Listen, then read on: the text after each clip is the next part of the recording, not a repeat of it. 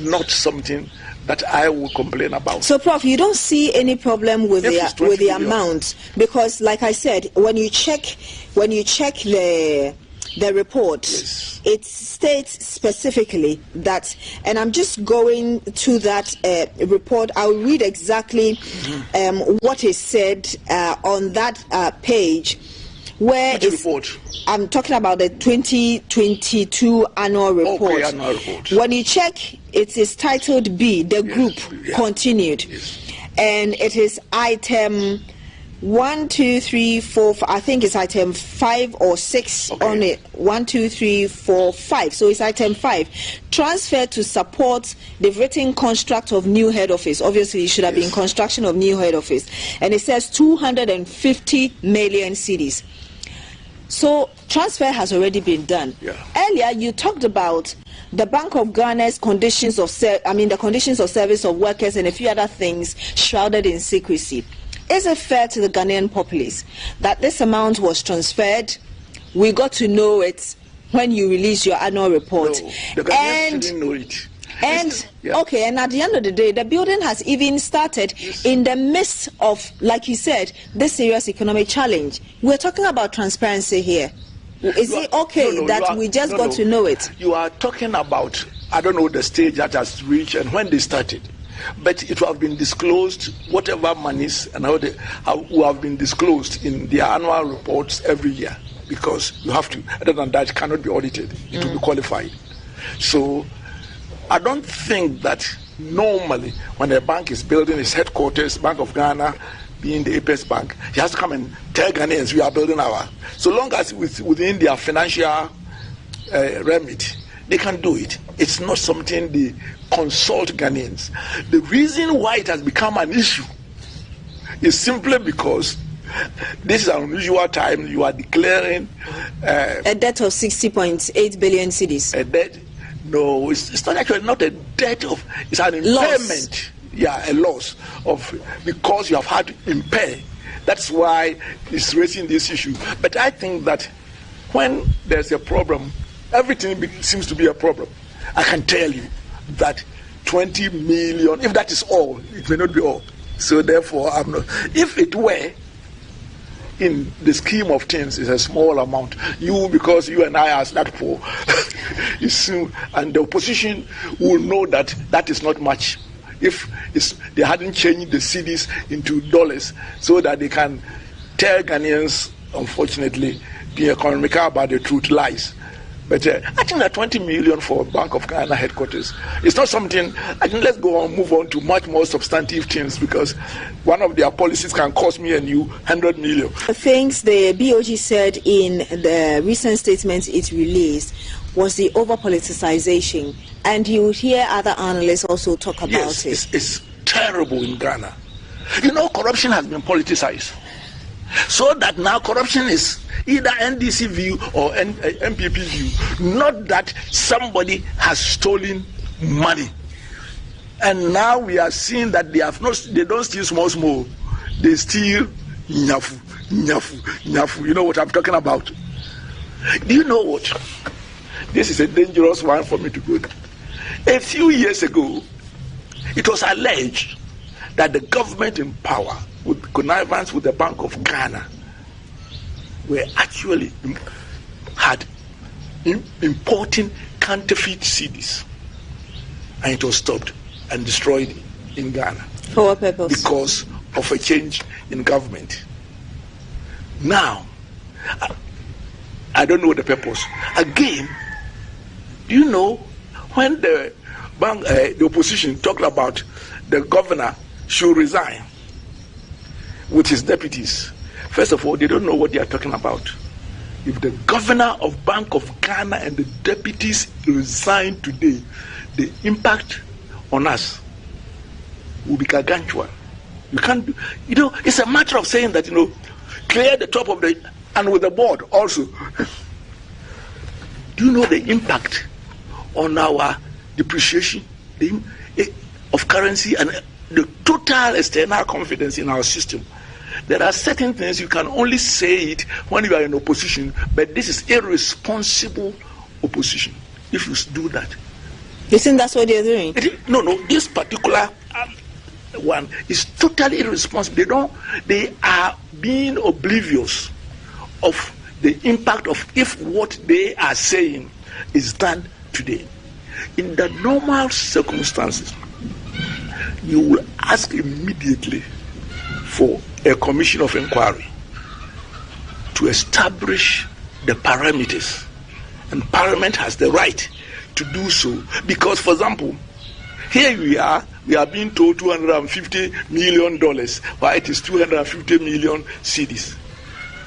These things are so sensitive to the economy that you don't go and say that if you don't resign, we are going to picket you. And you know what? One thing shocked me. They say that they have no confidence in the legal system of Ghana. What a shame.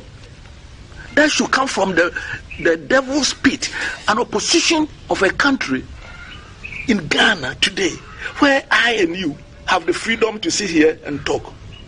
We'll go and say that we will take actions on our own outside the legal process because we don't trust the legal process. No, Mahama and co are to force him. You are the alternative government of our country. You can't say that. You can't say that I will sink the ship so that I will take its planks to build my house. So there are, and I'm saying this because of they are saying this, but Ghanaian opposition, when they think that anything you do to bring a government down is acceptable. So we don't move forward. In other countries, they will criticize. They will build on what others have done. But NPP comes, they don't want to build on what NDC has done. This is one of the greatest menace to our development, whereby opposition, government and opposition look more to their tribe. Their tribe is NDC and NPP. I mean, when I was in charge of, I was chairman of GRA.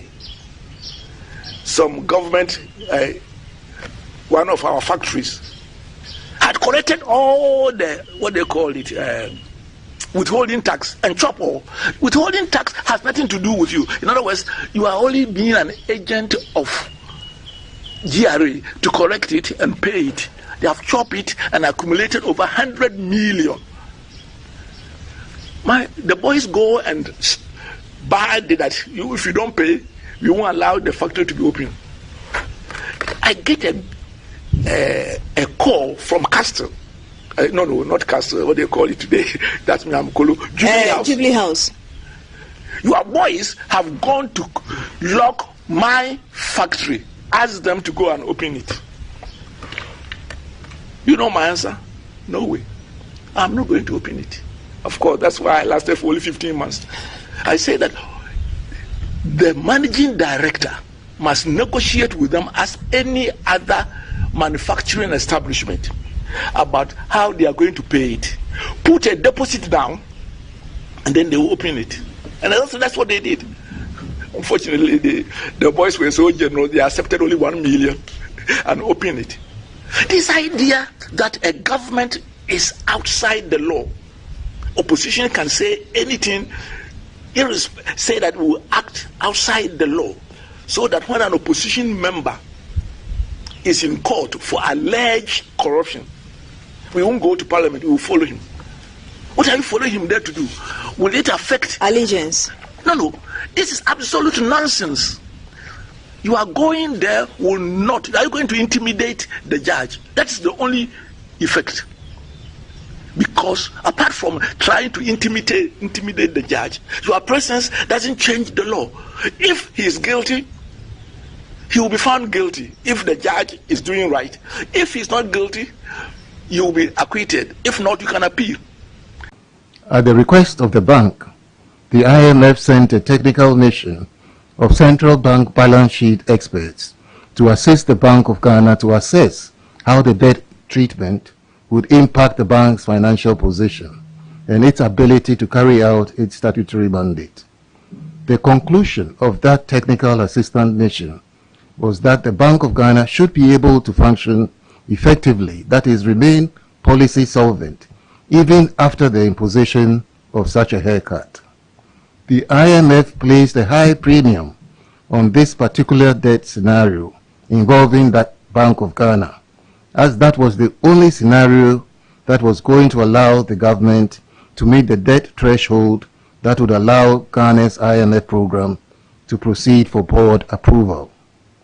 The Bank of Ghana accepted this proposal on that basis, given how crucial it was to secure the fund-supported program and the benefits that would inure to the economy, as it would help to reset the economy and prevent a total collapse with much broader socio-economic implications.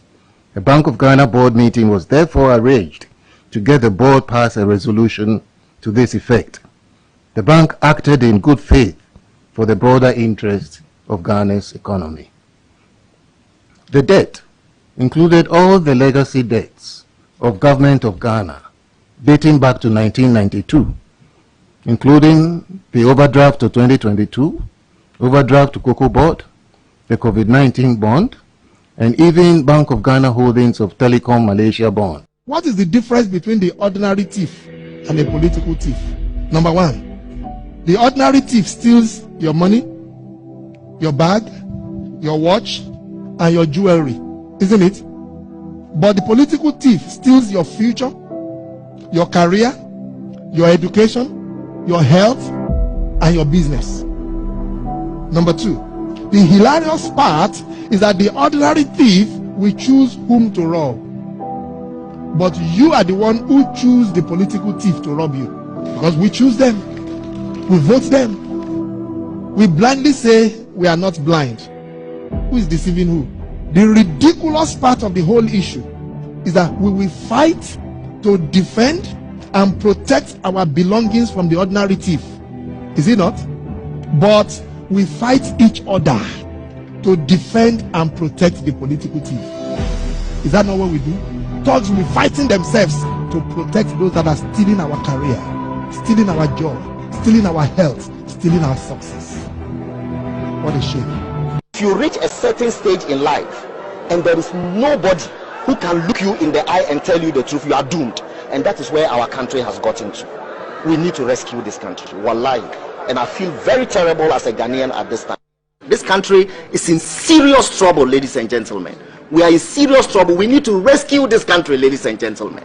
The presidency has been so depraved, so muddied, so dirtied, that I tell you in all sincerity as a Ghanaian, that I feel terribly sad today as a Ghanaian. We need to rescue this country. Wallahi. Inshallah. Please don't cry.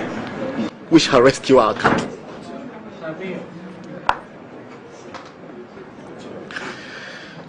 Government is broke, government is broke. But people are spending billions to go inside the government that is broke. Have you ever seen a minister who resigned because government is broke before? Government has no money. Have you ever seen a governor who said, ladies and gentlemen, when I was elected, I thought the government had money. Now I discover government has no money, I resign. Have you ever seen it? Government has no money, but they are bringing money out at election time. Where is that money coming from? So they are lying. What is happening is that there are two types of wicked people in government. Type 1, they eat current money. Any money they find in government, they will eat it. They are wicked about that one. There is type 2. Type 2, they eat current money and future money. They will say, my term will end next year. When I leave, how will I eat money? Let me borrow money now and borrow money of the future and eat it now. Right, hello, good morning and welcome to the show. This is Good Morning Ghana Live on Metro TV. It's a Tuesday, the 22nd day of August 2023. By His grace, we're alive and we're here. We're yet another edition of the show. Our gratitude to go to Most High God for the very privilege of being alive and, of course, the opportunity of having another conversation around the top stories making the rounds here in our dear Republic. I'll let you into our panel for the morning's conversation shortly. But let's take a look at the front pages of our newspapers. Daily Graphic. Expediting national development. All must champion common goal. Fifi Kwete. Presbyterian Church expresses concern about state of country. Support for government in 2020-2022 due to crisis. Bank of Ghana. Use all 1,500 centers for voters registration exercise. Ghanaian Times. Create more registration centers. Political parties appeal to EC. NPP announces 17 venues nationwide for super delegate election. 30 million Ghana cedis arrears owed free SHS suppliers to be cleared. NAFCO. Ghana ready to become entrepreneurial hub. Mr. Nkansa. 22,000 images, videos of child sexual abuse accessed in 2022. Daily Guide. 60 billion cedis was technical loss. BOG fights back. Centralized registration will deprive Ghanaians. I don't want John Mahama drama. NPP ready for Saturday. NDC stages protest against Addison. The New Crusading Guide. $250 million Bank of Ghana head office brouhaha. No procurement law was broken. Governor clears air. Family petitions IGP to investigate death of Maxwell Okoto in Akwetia. The National Cathedral Project and the 10 Commandments. Ofosu Nkansa supports teachers in Asante Achim Central. Edwajiri installs new chief. Let's live in unity to promote development in Pokwase. The Insight. Socialist Movement Ghana says no to war in Niger. TUC against war in Niger. The Daily Statesman. We're poised for credible polls. NPP assures aspiring presidential candidates. NPP cares about women. Mimidria. NEIP boss engages over 500 in Asante Achim Central. NAFCO, 2.7 billion cedis paid to food suppliers.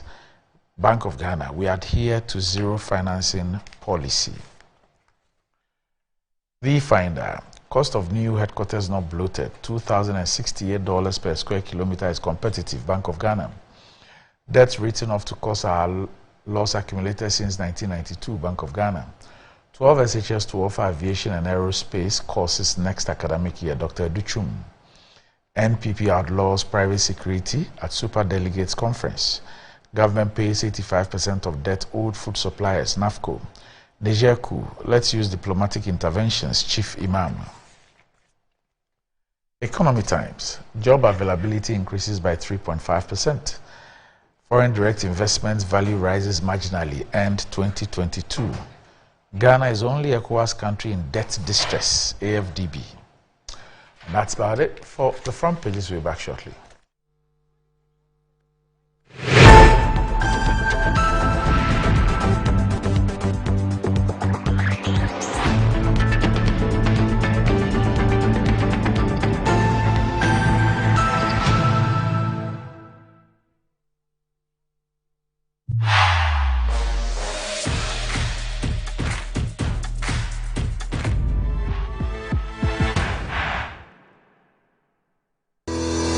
Enjoy the fruits of your labor, they say. But as humans, aging and physical infirmity stands our way of enjoying our mansions and homes. It often becomes challenging, if not impossible, to use our stairways day in, day out. With portable American pneumatic vacuum elevators, PVs, you are assured of unlimited enjoyment of your mansions and homes. It's a self-supported elevator for vertical movement of humans and goods at homes and offices. The original comes in 3 custom-made models with wheelchair accessibility. Call it luxury, but it's a necessary imperative for vertical mobility. Do not let aging or infirmity limit you. Get one for your easy vertical mobility at home. It's affordable and can be installed in just 3 days without modification to your existing building. It's however easier to incorporate it at the construction stage. We also have traditional Fuji elevators and escalators for your high-rise buildings and malls. Visit Lifts and Elevators Company Limited at Sakumono for your elevators nationwide. For free consultation to call or WhatsApp us on 0200-535-515. Lifts and Elevators, the elevator people.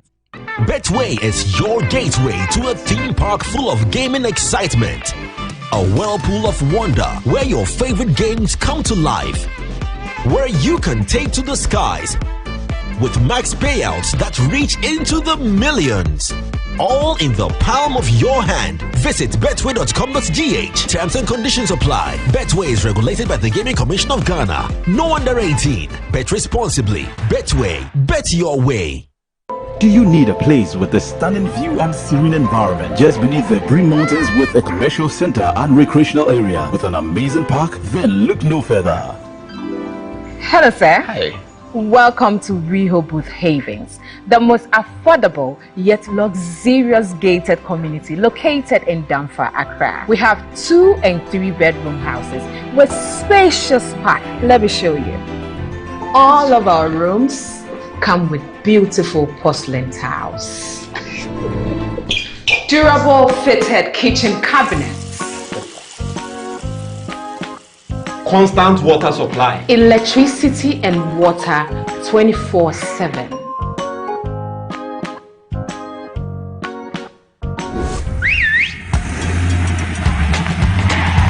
I'm buying this house. Stop processing my papers. Eh? Move it, move it. If you're living in Ghana and want an affordable and luxurious house to buy, look no further than Rehoboth Social Housing Limited. Oh, and to those from the diaspora, aren't you tired of living in places that doesn't belong to you? You can also own your house and be your own landlord from Rehoboth Social Housing Limited. I have my own, Bosu Landlord. Contact us now. Rehoboth Social Housing. Your housing dream becomes reality. For over 20 years of serving the world with herbal and alternative medicine, we've been successful in treating complicated medical conditions with a perfect combination of herbal and alternative methods of treatments like homeopathy, naturopathy, reflexology, and many more. We deliver excellent and effective service to people from all walks of life through scientific and traditional means. We have a well-equipped laboratory with advanced diagnostic and treatment devices to help detect your illness, so we know the right medication to be given. At Amen Scientific Herbal and Alternative Medical Hospital, we are proud manufacturers of our own herbal medication. Our zeal and passion to save lives with our patients at heart and outstanding achievements since 1996 has won us several awards. That is why we say, go herbal, go Amen. We are located everywhere in all the regions. Amen Scientific Herbal and Alternative Medical Hospital. Allahu Shafi, God is the He. Yamawako about the button Nadum Auto Fix and Accessories. Ahadie, a bando KSC near Wakadia. Ubenya Biwaha. Kabian anyhow, any new here. Yansu ye wo hwenim de fu a obeso anu yi amao. Nadum Auto Fix and Accessories ye dwumedie de. Eye 24/7 o. Ye sese wo engine, wo brake, battery, yesesa wo tire. Se ba no car wash dia. Ye wo abefun fidie bi ti se steamer ye de horo car engine abra nsuo nko engine nim. Ye san ye detailing metre se ye betwetwe car no mu ba bia amao. Ye wi a ya san polish car na ma o kama. Enye we no nko ye san to car batteries, tires, rims, any de keke kan. Manadum Auto Fix and Accessories ema wo car ensi ne dedem na enwu adwuma ma o. Hwehwe ye chira kwan wo dansoma na sorry dan ho a ene KFC bon hwani mu e won kran. Se wo information anansem bisa bia 024 651 9369. Nadum Auto Fix and Accessories. To help meet your business and private printing needs successfully, we have just the right products and services. At Appointed Time Printing Limited, we specialize in digital printing, offset printing, packaging and security printing. Our innovative designs and complete professional touch on our print products such as posters, flyers, brochures, magazines, poll cards and any other print solution of your choice ensure that our customers are always happily connected to their audience. With our security printing section, our clients are assured of a highly secured and confidential work process from start to finish. At Appointed Time, our prices are very competitive. Locate us at the old GNTC building near Swansea Shopping Arcade, Accra. Contact us on 0501 454165, 0501 454167. Appointed Time Printing Limited. Our printing is a solution. My son, there's more blessing in giving than receiving. When you fear for you and couple the makers in Sran. the pneumatological aberration of the Lord revealed unto me this night, that me and my household should go out into the world and bless the world. Makers Electronics Company Limited, up to 67% discount. Our selected appliances. This is what I call quintessential immaculatability. The Makers Electronics Company Limited. Taifa Burkina Highway, Amasama Zongo Junction, Edike Pharmacy Dining, Oyer Fateman Boga Junction, Ashaman Valco Flat, Kumasi, Ahinema Kokobin, Asafubuachi Hospital Junction. Sakradi, Kuma, number 9 market. Tell mom and dad about the Makers Blessing Attack program. From 0552 222 253 and 0552 222 254. Terms and conditions apply.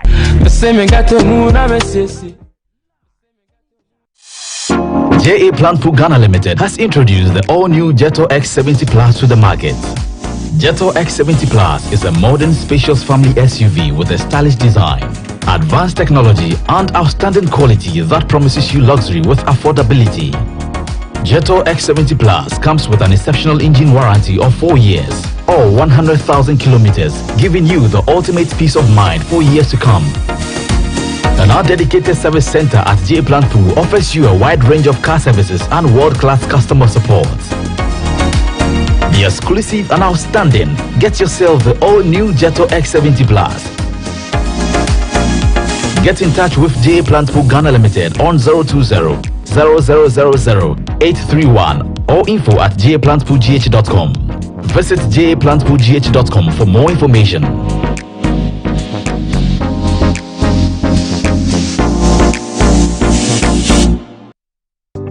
Step into success with Accra Business School. Boost your career with a prestigious MSc degrees from KNUST. Pick from Human Resource Management, Communication and International Relations, Public Affairs. In just 12 months, our MBA can be yours. Dive into our BSc programs in IT Security and Cybercrime, IT Management and Business and Management, endorsed by top universities in Ireland and Wales. We offer flexible entry, payment and learning options. It's time to unlock your potential and take flight. Visit www.abs.edu.gh or dial 0263 888 555. Let Accra Business School elevate your future today.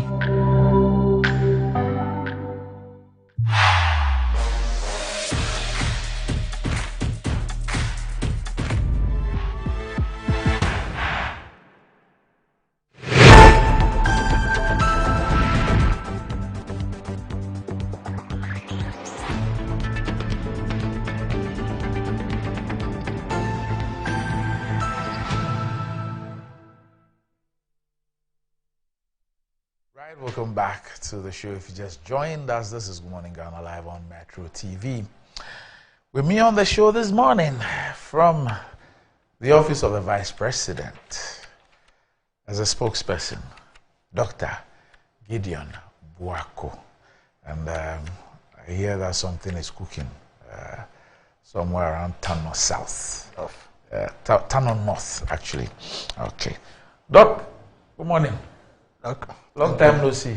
Yeah. Where have you been hiding? Have you been hiding in the Jalabia of the Vice President? No. I mean, we've been moving around, and since this internal contest also began, yes, we spend very little time in Greater Accra. We're just on the move all the time. And this week, I decided that I have to be here. So the town of North is for real? That's a secondary matter. You'll get there. Okay. But I mean, for now, the focus is on the presidential primaries. Right. I want to do what I can to support the vice president, whom I have so much trust and confidence to lead the NPP.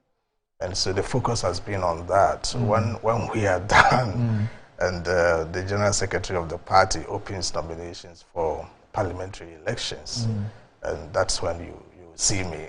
In Tano North. Exactly. Okay, we'll come back to what's going to happen on Saturday, but also with me on the show this morning is another man who's he's a bit lucky, you know. It takes him a little under 2 hours without traffic to trek to AAK, and so he's always there. He's a former deputy minister of communications, and his Felix Kwachi Ofosu. Good morning, Felix. Good morning, Randy. How's the campaign going? Oh, it's going well. We are biding our time, keeping up the pace, and he has crossed the road path. Exactly. Often you find that the internal primaries are even more intense than the general election. But there remains a lot of work to be done between now and then. We have barely 16, 15 months. May seem like a short time, but it's still quite a long time in politics. We are doing all we can, to endear ourselves to the people of AAK, to win their mandate in 2024. And I'm confident that things will work out the way we anticipate. So I have some news for you about parliamentary elections and all that. There's some research and some interesting findings. Not entirely new, but anytime I read new findings, it looks like the financial situation changes. But I've got news for you. I mean, if you want to secure a future with quality education, do that with Accra Business School. You can boost your career with the prestigious MSc degrees from KNUST. Pick from Human Resource Management, Communication and International Marketing, International Relations, Public Affairs or IT Management. In just 12 months, the MBA can be yours. Dive into the BSc programs in IT Security and Cybercrime, IT Management and Business Management endorsed by top universities in Ireland and Wales.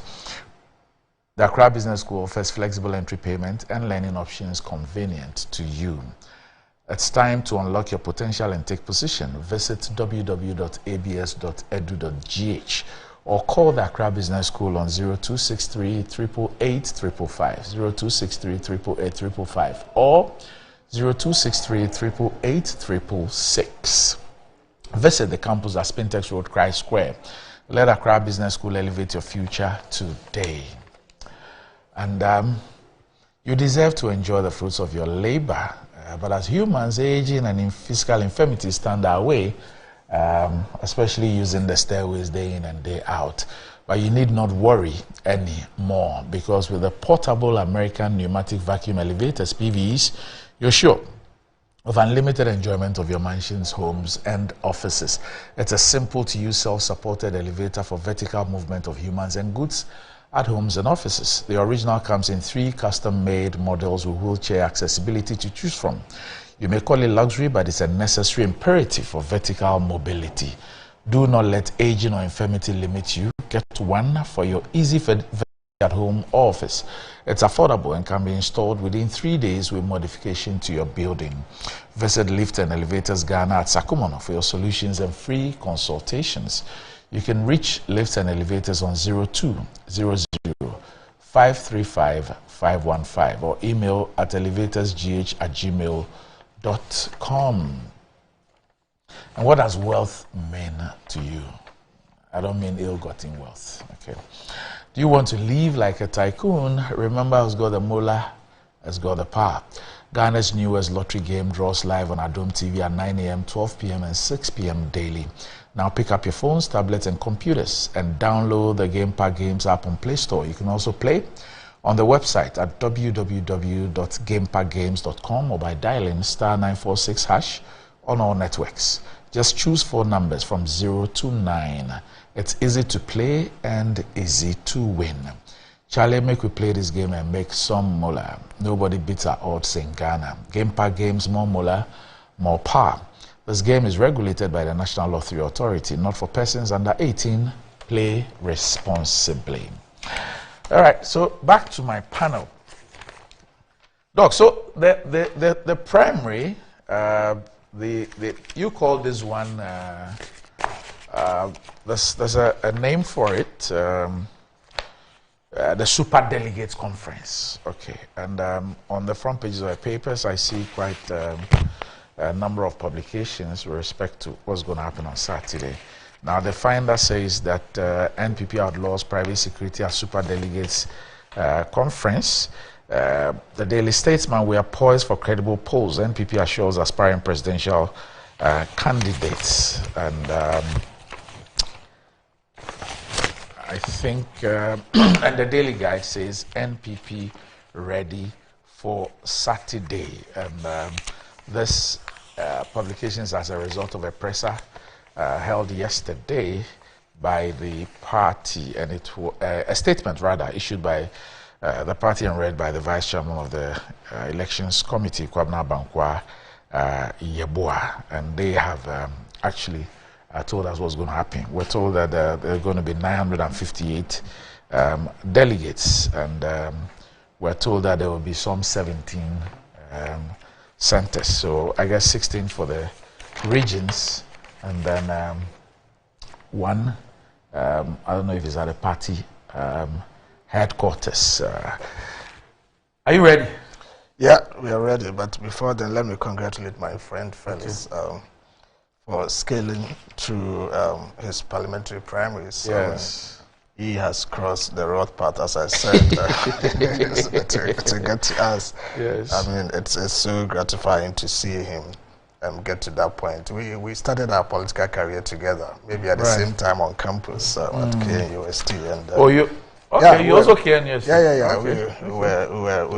We were political mates at the time. He was doing TAIN and I was doing TESCON. Okay. And we've graduated to this point. We thank God. Yeah.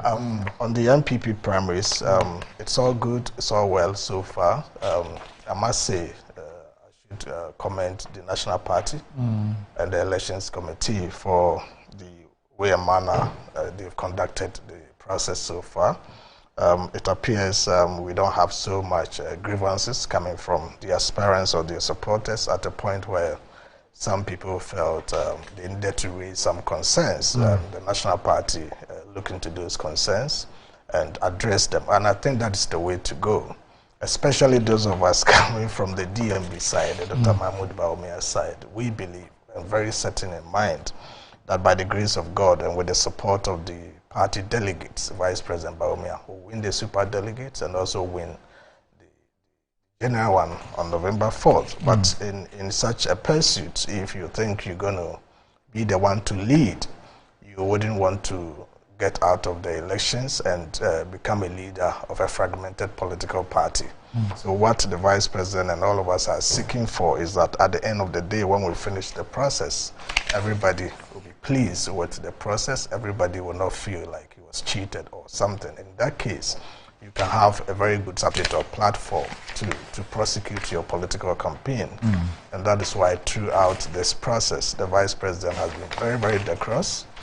He presents his case as it is to the people, presents his history in the NPP and the government of the NPP, tracing his roots back to President Kufuor's days, where he was given key roles in President Kufuor's government to perform. And I'm sure that is when Nana Akufo-Addo even discovered him and then made him the running mate. And so he says that he, Dr. Mahmoud Bawumia, is the seed that was discovered and planted by President Kufuor and then watered by Nana Addo Dankwa Akufo-Addo. So unlike many others who see two blocks or factions in the NPP, i.e. you will say Kufuor's faction or Akufo-Addo's faction, Bawumia says that he rather sees two godfathers in the NPP, as a President Kufuor as a godfather and President Akufo-Addo as a godfather. And therefore, he thinks that he's bestriding the thresholds to these gates and that he has what it takes to bring the party together and to bring unity. And he has demonstrated that. You can see around Dr. Mahmoud Bawumia key personalities who you will say are not in good terms, quote unquote, with the current system or the establishment, but following Vice President Dr. Mahmoud Bawumia. You can see somebody like Honorable Pariansa, you know where he used to stand, but today with Dr. Bawumia, you can talk about somebody like Dr. Makasibe Yeboah, your friend, you know where he stood, but now is with Dr. Bawumia, Kofi Jamesi, and all of that. So Bawumia comes across to the party delegates as that candidate who has what it takes, has that kind of magnetic effect to bring everybody together from both gates in the party together. So more or less, if you're talking about a compromise candidate, the candidate that represents a united new patriotic party, Bawumia has what it takes, and he demonstrated that in his campaign presentations. You sometimes we get videos and audios of campaigns of other aspirants, you know, castigating, talking down on other people. But Bawumia goes to present his case and he doesn't talk against anybody. He doesn't actually mention anybody's name in his presentation because he believes very much that when he wins, he will need the support of all the other aspirants and their supporters to be able to prosecute the agenda to win the election 2024, i.e. break the 8. And that is the path on which we have been moving.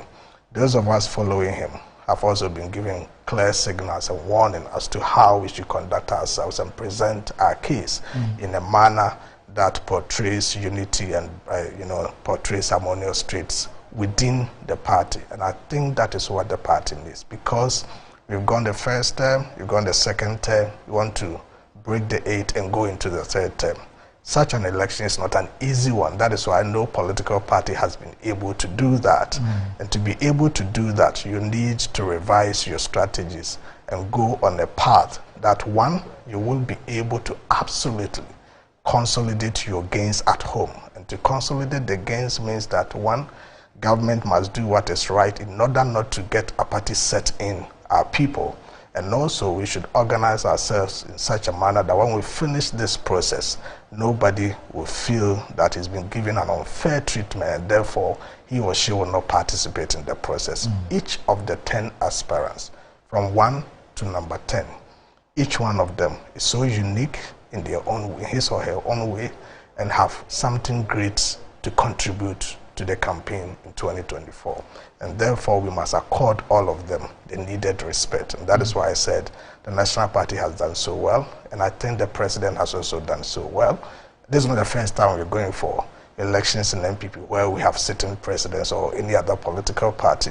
But if you look at the posture of the President and key actors, at that level, he's demonstrated that kind of neutrality to let people feel that, okay, we are not seeing that force of a government machinery behind one particular candidate.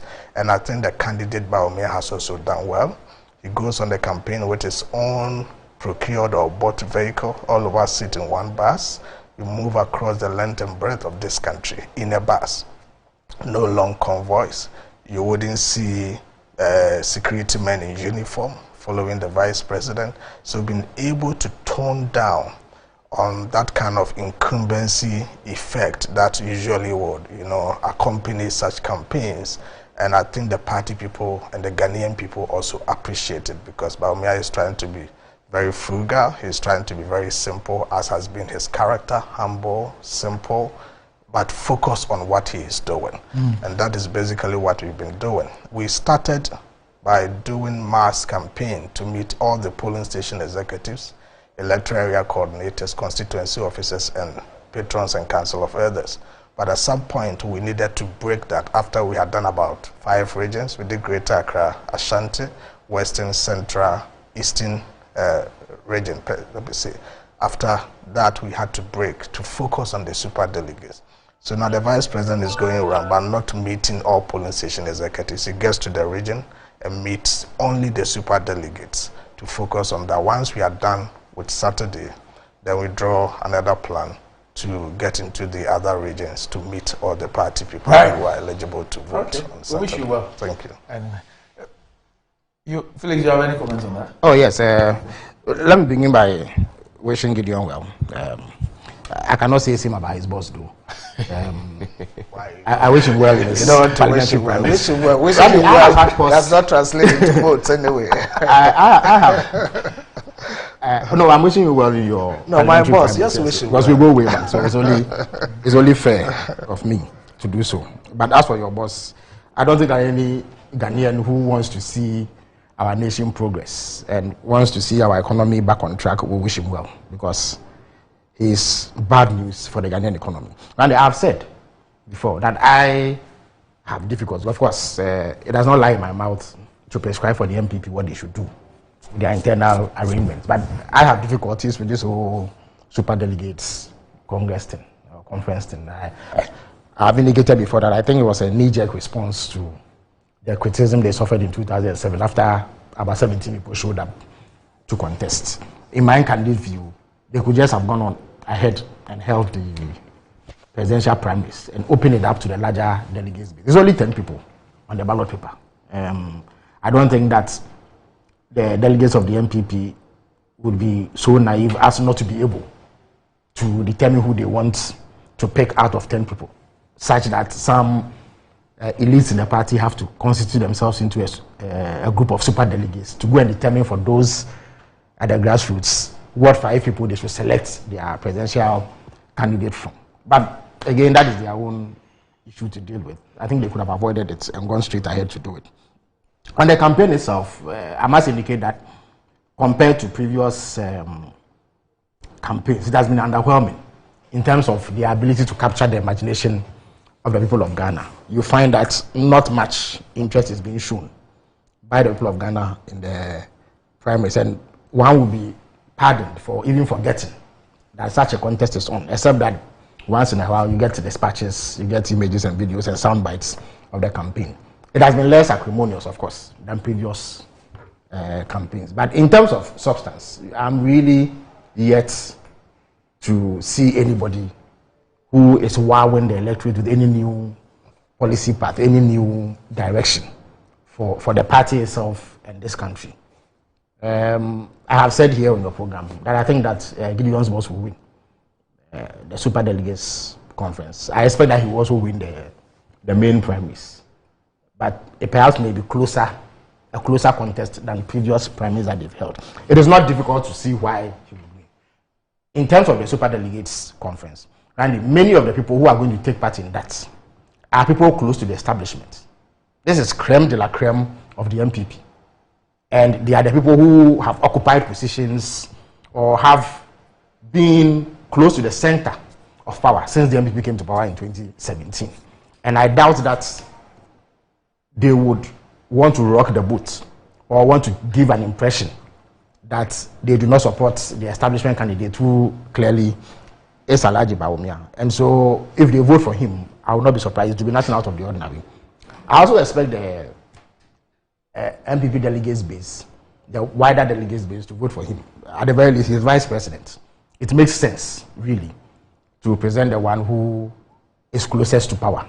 It limits the cost and the amount of energy you need to put into marketing the person because he's already an identifiable name. So for purely political reasons and campaign reasons, I think they will vote for him. Not that he brings any exceptional substance to the position. Because whereas I believe he will win, I know that he will falter significantly in the main election. And even though he's the front runner in the MPP internal elections, he is also the weakest link that they have in terms of their push to regain power in 2024. Precisely because of the underperformance that he's put up as vice president. Because Randy, every Ghanaian will bear witness that he led to a large extent the MPP discourse on the management of the economy, without question. And there are many people who have said... Maybe let's leave this this for later. Okay, this discussion no problem. about that for later. No problem. Maybe after Saturday we can get to deal with those issues. That majority of the super delegates are people who are part of the establishment, say government. That is not accurate. Oh, not necessarily government, but they are close to. It's not, because we have about 960 something super delegates made up of 275 constituency chairmen. These constituency chairmen are not government appointees. Made up of 272 regional executives, 16 times 17. And that in itself gives 547. There are 137 MPs. Even if you say about 70 of them are ministers, if you're left with 60.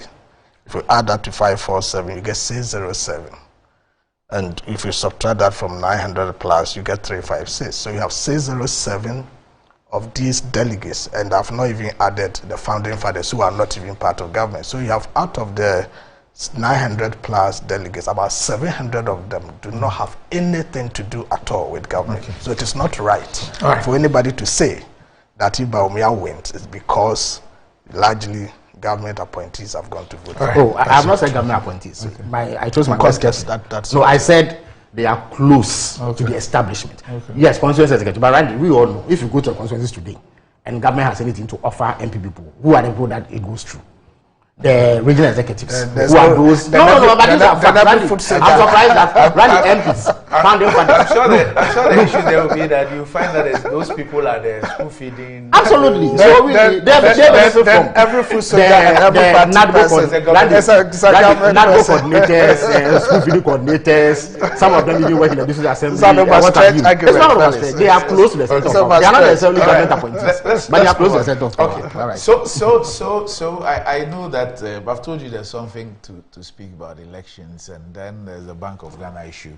But there's also something about GENSA and GNPC, and Parliament set up an inquiry into matters pertaining to a gas sales agreement between GNPC and GENSA Energy.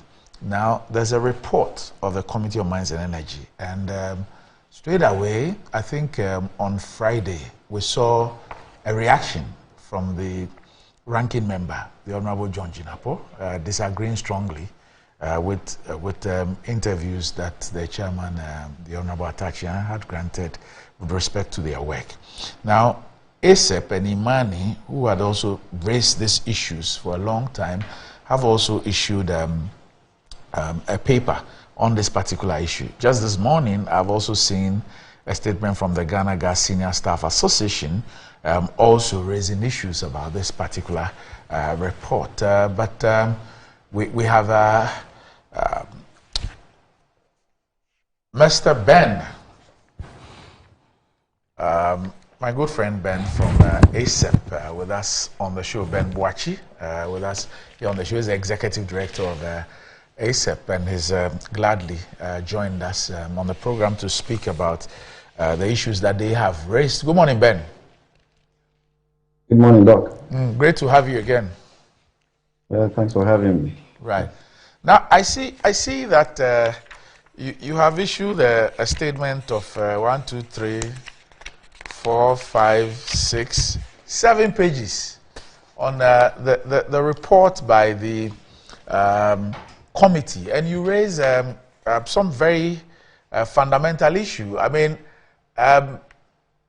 to put it bluntly, you think that the report should be jettisoned? Thanks, Doc. I think it's actually 14-page response. Okay. You didn't do you know why I got 7? You know why I got 7? It's printed front and back. Oh, right. Okay. Sure. All right. I get it. Yes. Yeah. I think the report of the committee is really embarrassing, to say the least. When I saw it,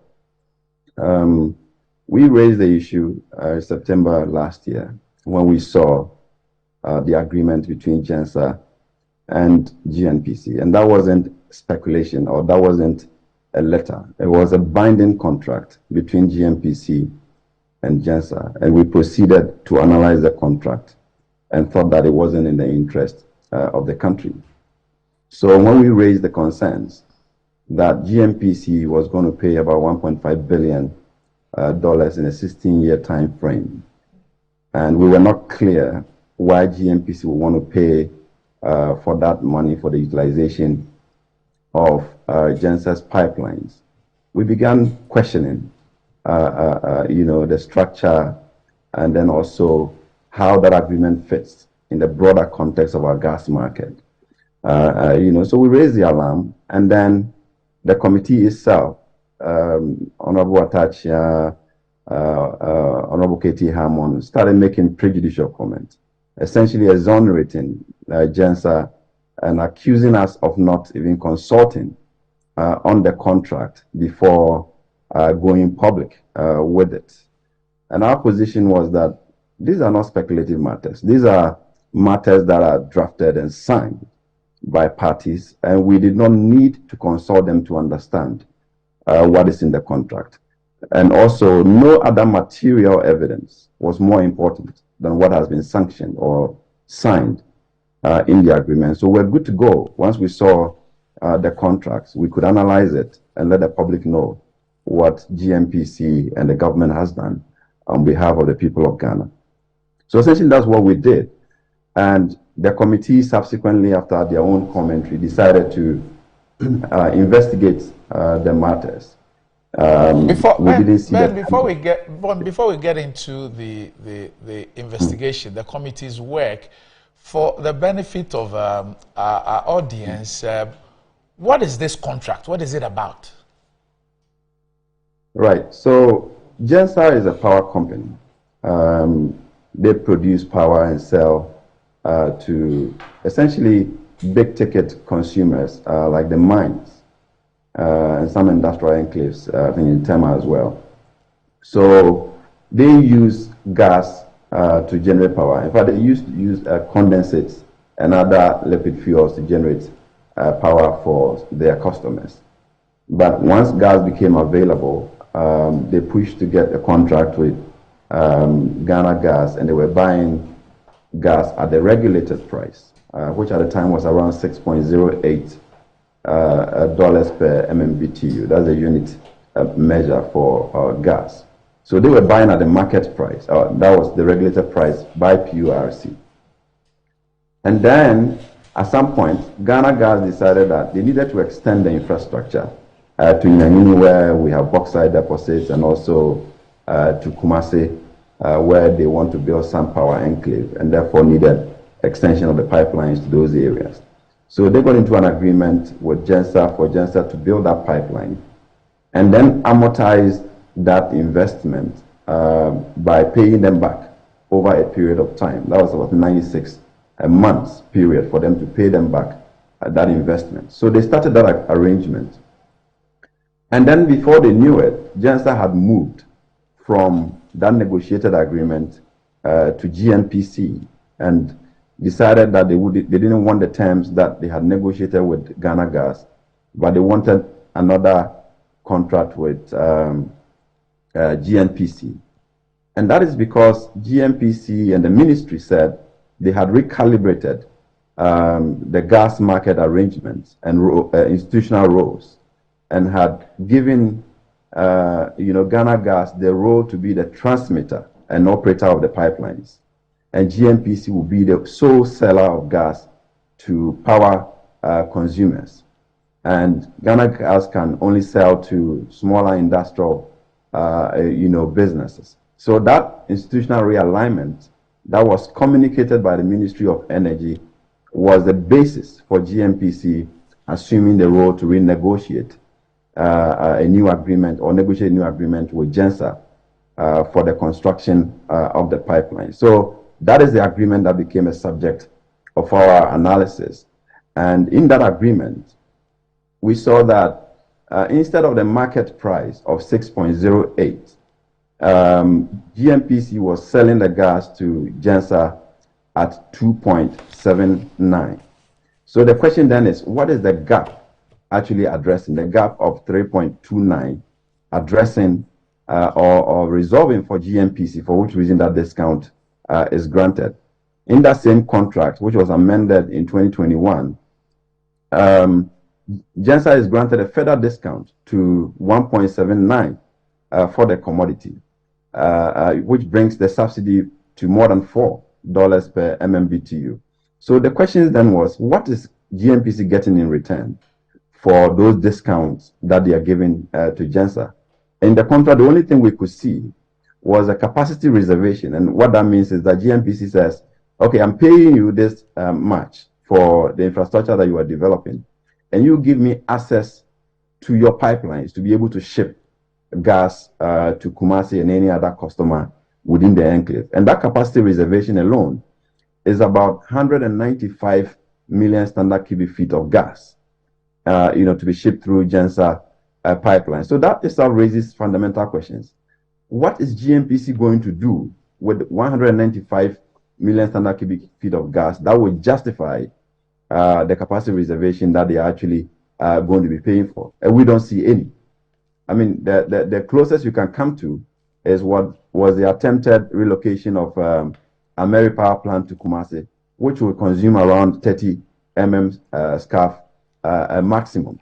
So what happens to the rest of the capacity reservation that will be paid for over the period when we do not actually see any infrastructure or development coming up in those areas that would be able to consume that much gas? Beyond that also, there is no gas to actually ship in that quantum, because all that we are producing in Ghana is about 320 MMscf. A lot of them are locked up in the power enclave in the west, and also some reverse flow to the east, which is also bound by another contract on take or pay. You have to reverse at least 60 MMscf to the east on the West Africa gas pipeline, because they did a reverse flow infrastructure which Ghana and GNPC have to pay for. All right, so you don't even have that much gas to, reserve that quantum of space and pay for over time. So those were the germane questions that we were asking. And of course, what is the 1.5 billion going to do for GENSA? Because GENSA says that it's extending the pipeline from Yinahini to Kumasi about $170 million. The primary pipeline that they built with Ghana Gas, they were negotiating around between 125 to 145 million dollars. You put the two together, you are around $300 million. What rate of return can you apply to that investment, even without auditing that investment, to get $1.5 billion in 16 years? We didn't see how that could get to $1.5 billion. What is also intriguing is that even though GNPC is going to pay for more than what is required to actually amortize the investment, GENSA get to use the pipeline for free. So they are building infrastructure. We are paying for that infrastructure. And they use those pipelines to service their clients at no cost. So GNPC is paying for an infrastructure that essentially they will not use. GENSA will use the infrastructure for free, and we pay for it. And these were matters that we thought, if the committee wanted to really understand, they were going to be willing to actually dig deeper into it for us to see how we protect the national interest with such an agreement. And, regrettably, they didn't get into all those matters, except to just whitewash the agreement and says there's nothing wrong with it. But the committee invited all interested parties, including ASEP and Imani. They listened to you. You put all these issues across. So why do you think that they haven't done a thorough job?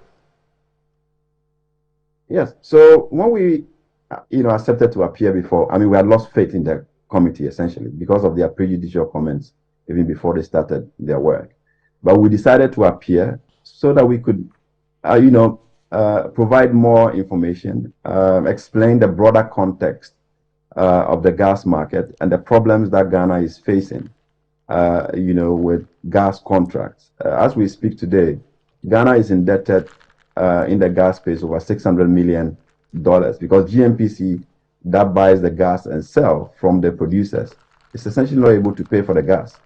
So Ghana government has to shoulder that responsibility and pay for it. And some of the contracts like the ENI one is so tight and securitized, even to the extent that if Ghana fails to pay, they go to the World Bank to go and take their money.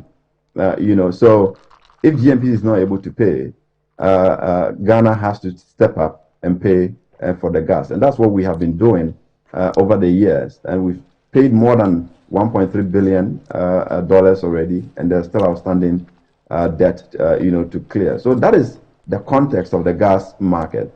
So if somebody says they are doing a further discount of the gas, to a private company, it raises fundamental questions about how that, affects the national budget, how that affects, the sustainability of the country in the long term. And you expect that, when you have a committee willing to look at those issues, we present these matters before the committee to allow them to think broadly, beyond even the contract, to look at the ramification of those decisions on Ghana so that a better judgment could be made.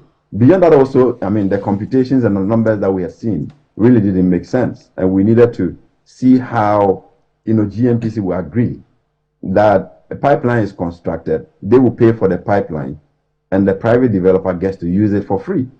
All right? Because if you're amortizing a pipeline, then you attach the amortization to the use of the pipeline, anybody who uses it also has to pay for the use of the infrastructure. But in that case, GNPC agrees to bear more than what is required to actually amortize the infrastructure, and the developer gets to use the pipeline for free, beyond the huge discounts that they are giving them on the commodity. Now, another point also that we really wanted to drive home quite strongly is that there is no cheap gas in Ghana to be sold for 2.79. All right, we are buying gas from ENI upwards 6, and even that number, we had to sacrifice our royalty in the development field. We had to sacrifice GNPC's interest, 20% interest in the field, to bring down the gas price from 9.8 to 6. Today is about $6.15 per MMBTU. So there is no cheap gas anywhere for you to discount it and sell it cheap to anybody. All right. So we wanted to get the answers from the committee or from GNPC where the money to pay for that infrastructure or to pay for that contract will come from. Otherwise, that becomes additional burden on the state. The Jubilee gas, which was actually smoothing the cost, because you have expensive gas from ENI, and Jubilee gas was essentially for free. So once you commingle the two, you were able to achieve, the WACOG, or the uniform price of 6.08. That Jubilee gas was running out in December 2022. So what that meant was that we're going to start paying for the gas. So that was also going to increase the market price. So all the subsidies that GNPC was given didn't make sense in the gas market, in the gas context. And somebody had to show us clearly how all those costs will be paid for. All right. And those were matters that we really wanted the committee to address. Ben, just to understand what you're saying, to break it down, you're saying that it will not cost us less than $6 for a unit of gas. Yet, in this GENSA deal, we are pricing it at 2 point something. Yes, 2.79. Yes. And even now with the Kumasi line completed, it comes down to 1.72. And so who pays for this difference? That is the question. Because ENI and Jubilee will still take their 6 point something for the gas that they supply. And we are going to give the gas to GENSA for 1.79. So who pays for that difference? That is the question that is still outstanding. And the committee in its work couldn't answer that question. It hasn't still been answered. So what it means is that the budget will be sacrificed for those payments. And even as we speak, I've seen another letter from GENSA now telling GNPC that the pipeline is ready. They are not able to use it. So they want to recalibrate the whole agreement and now separate the infrastructure from the commodity that GNPC is supposed to give them. So that GNPC pays for the infrastructure and then they also pay for their commodity. So the same points that we were raising before the committee has now come to crystallize, and we have to find ways to pay for the cost. There are two issues. Which is about $12 million a month. Okay, there are two issues that you raise in your statement. I want us to wrap up on those ones. You raise an issue about GENSA's testimony, and you say that although GENSA and GNPC are parties in this agreement, their testimonies before the committee said two different things. Essentially, you're saying that they contradict each other, although they are parties to the agreement.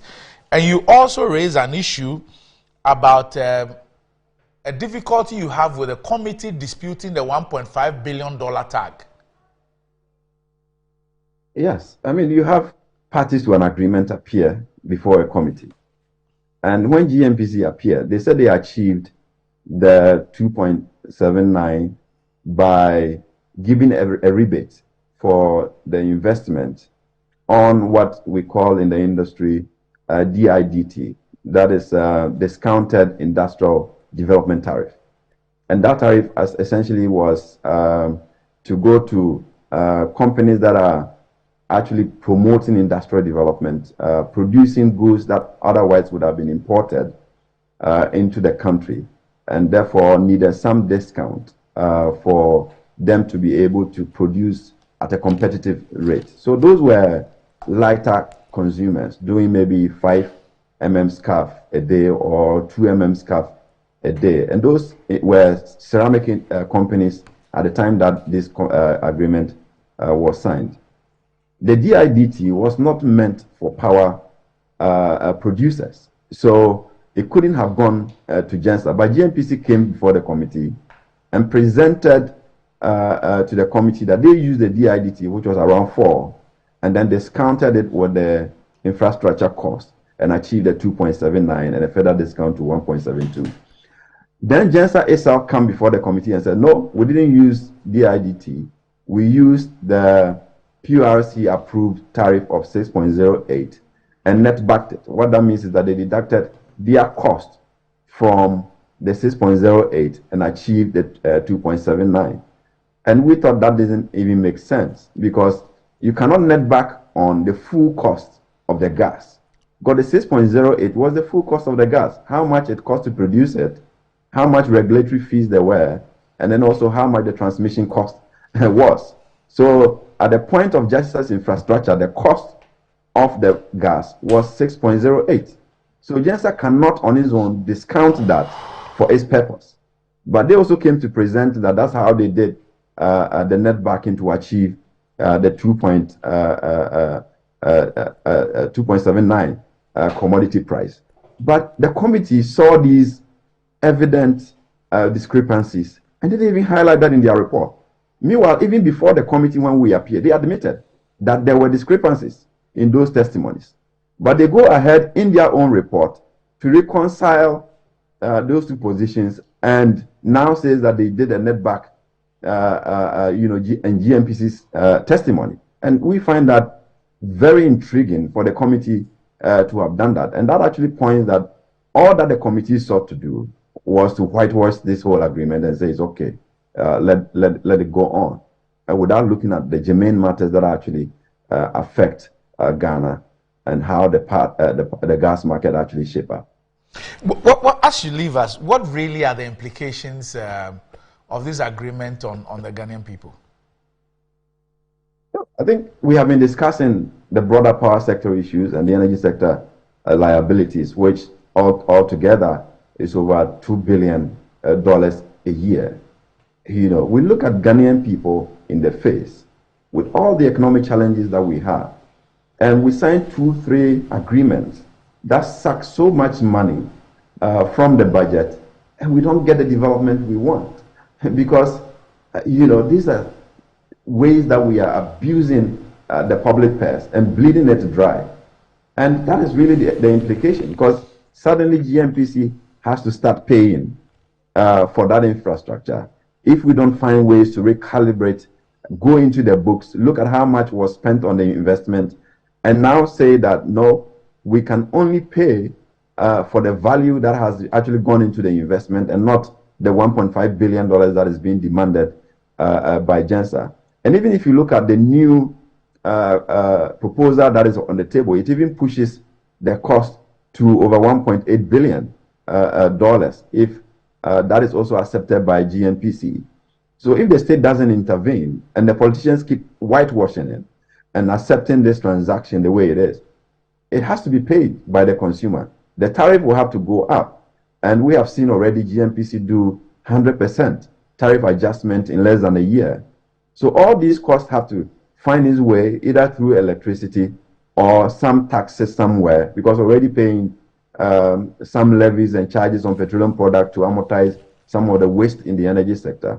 And government will always find ways to bill the public for it. And that is the reality that confronts all of us at this point. Well, Ben, thanks. We'll continue tracking this issue and continue speaking about it. It's hanging on our necks, really. I mean, anytime we speak about these energy issues, I ask for how long we're going to continue on the same path, because it appears that it's going to burst at a point. And when it bursts, it's on all of us. And that's why we need to be extremely interested in issues like this. Anyway, thanks, Ben, for joining me. All right. Thank you. All right. Okay, so that's Ben Boachi, Executive Director of ASEP, speaking to us about the inquiry pertaining to the gas sales agreement between the GNPC and Gensa Energy Ghana. We'll take a break. When we return, we'll wrap up on this one, and then we'll go on to other issues.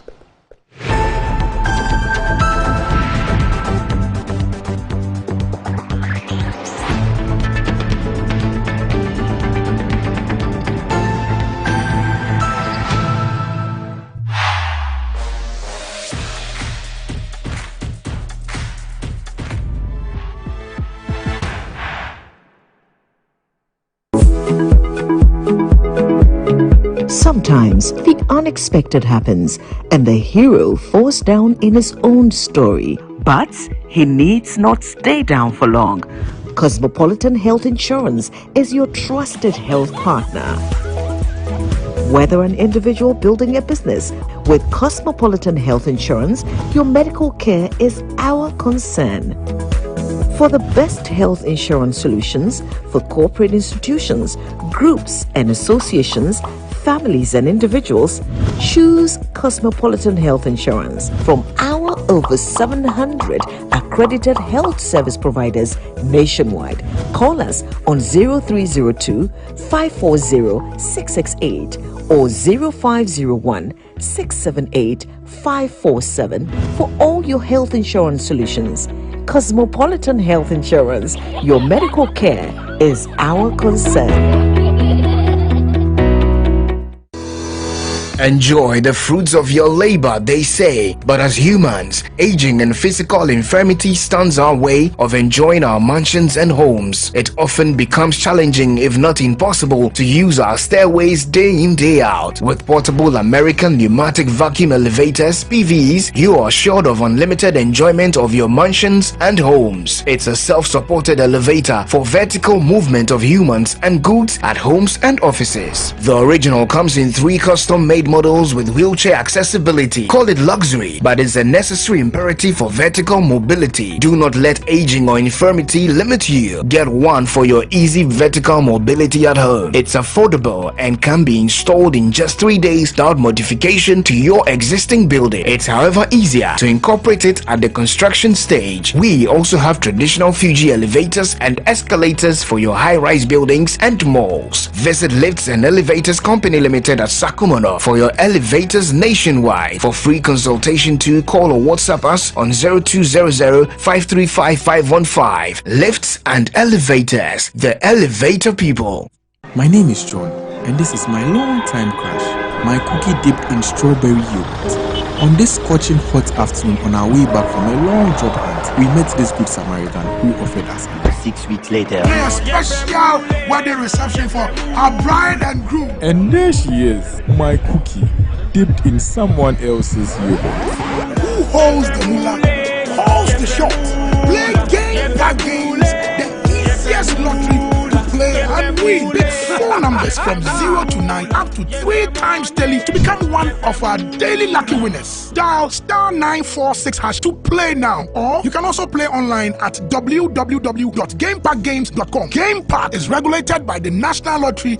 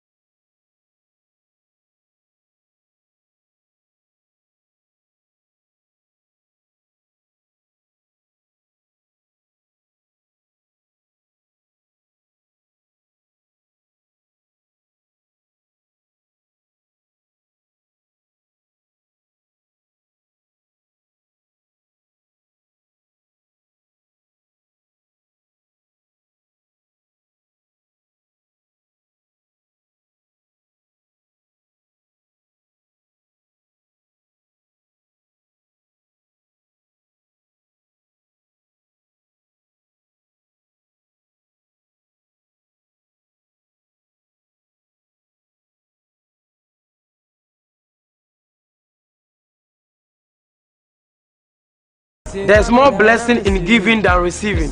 When you fear for and cover the makers in The pneumatological aberration of the Lord revealed unto me this night that me and my household should go out into the world and bless the world. Makers Electronics Company Limited. I'm up to 67% discount. Our selected appliances. This is what I call quintessential immaculatability. The Makers Electronics Company Limited. Taifa Burkina Highway. Amasama Zongo Junction. At the K Pharmacy Dining. Oyer Fateman Boga Junction. Ashaman Valco Flat. Kumasi. Ahinema Kokobin. Asafu Bwachi Hospital Junction. Sakrani. Number 9 Market. Tell mom and dad about the Makers Blessing Attack program. From 0552 222 253 and 0552 222 254. Terms and conditions apply. Betway is your gateway to a theme park full of gaming excitement. A whirlpool of wonder where your favorite games come to life. Where you can take to the skies with max payouts that reach into the millions. All in the palm of your hand. Visit betway.com.gh. Terms and conditions apply. Betway is regulated by the Gaming Commission of Ghana. No under 18. Bet responsibly. Betway. Bet your way. Now here, TV, fridge, freezer, air condition, gas cooker, washing machine, smartphone, sound system, water dispenser, microwave, blender, rice cooker, kettle, and iron. Seven Hisense smartphone no sukradia. Yeah, titis so more than a Hisense factory direct promo. Etinia madada noa. Emma light bill e kuno. Fasi baby. Never jefofo. Every 28 August, I copy 2nd September. Be way showroom no. Saturday at no. Sana yet on. Wait dear. Ya titis so broso. A child who Hisense. Everyday prices for everyday people.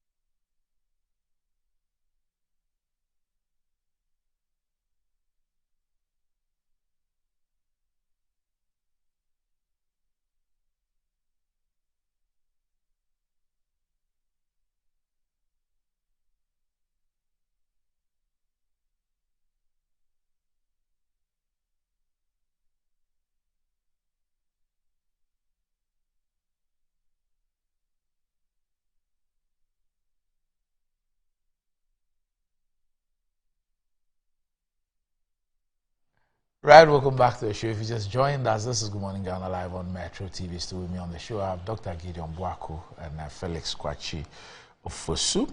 But Makers Electronics Company Limited wants me to remind you once again that they have discounts of up to 67% on selected electronic appliances from brands such as Samsung, LG Moved, NASCO, TCL Media, and Toshiba. These are quality but affordable electronic appliances with 2 years manufacturer defect warranty. So please pay a visit to the Makers Electronics Company Limited showrooms at Taifa Burkina Highway, Amasaman Zongo Junction, Raifa Tem and Boga Junction, Kaswa New Market, Ashaman Valco Flat, Kumasi Ahinema Kokobin, Takrade Fiekuma number 9 Market. Or you can reach the Makers Electronics Company Limited on 055-2222-253 or 055-2222-254. The Makers Electronics Company Limited, large and in charge with quality but affordable home appliances and consumer electronics. Terms and conditions do apply. And are you ready to get way more back with Betway in the new season? Use the golden booking code that you can find on the Betway site and place your risk-free bet from 25th to 27th of August. Guaranteed to give you 100% back as a free bet up to 50 cedis if you lose. This is regulated by the Gaming Commission of Ghana and it's not for persons under the age of 18. Terms and conditions apply. Betway, bet your way. All right. Okay, so still on the GENSA thing, I guess that will be wrapping up on it. So the ranking member on the Energy Committee, John Abdullah Jinapo, he's in his constituency. I didn't know we could reach him by Zoom in his constituency. Good morning, JJ.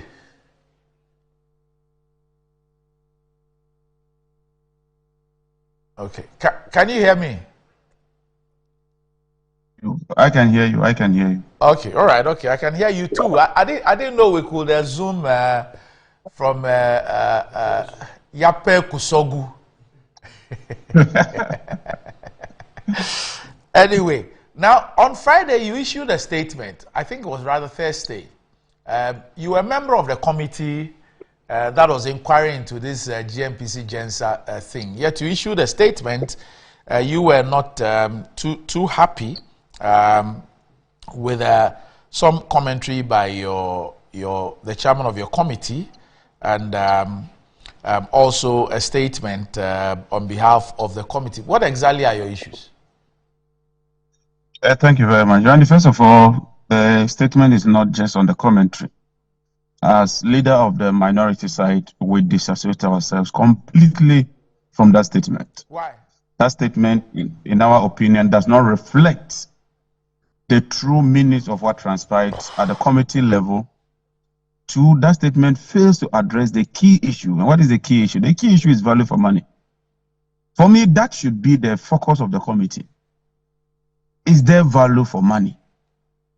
Because, like Ben said, and I just want to simplify it, the cost of the commodity less all the other costs, because what we're talking of, which is the 6.078, which is the WACOG, includes the cost of gathering, the cost of transportation, regulatory levies, and all that. But the raw gas itself is about 4.8 based on the PRC's own weighted average cost of gas. So anytime GNPC receives something or any amount less than 4.8, it means that there's a funding gap or a deficit. Now, based on the contract itself, which was confirmed by GNPC at the committee, the gas would be sold for 2.7, which means that you are losing $2 per MMBTU. That is not an issue that is even in controversy.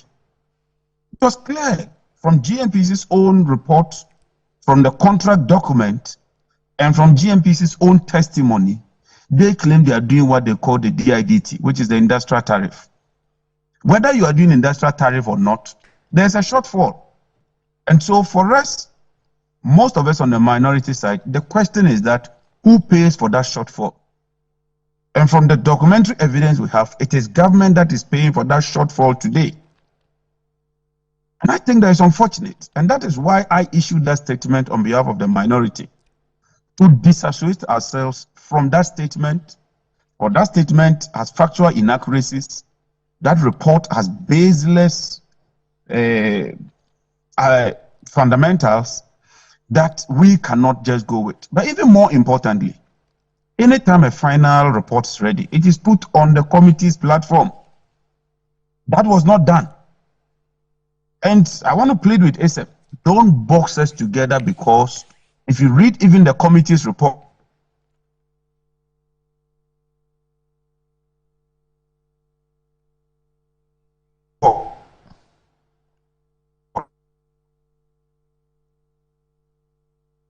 its lead and maintain our position that will capture of the committee by our. Whoa. Okay.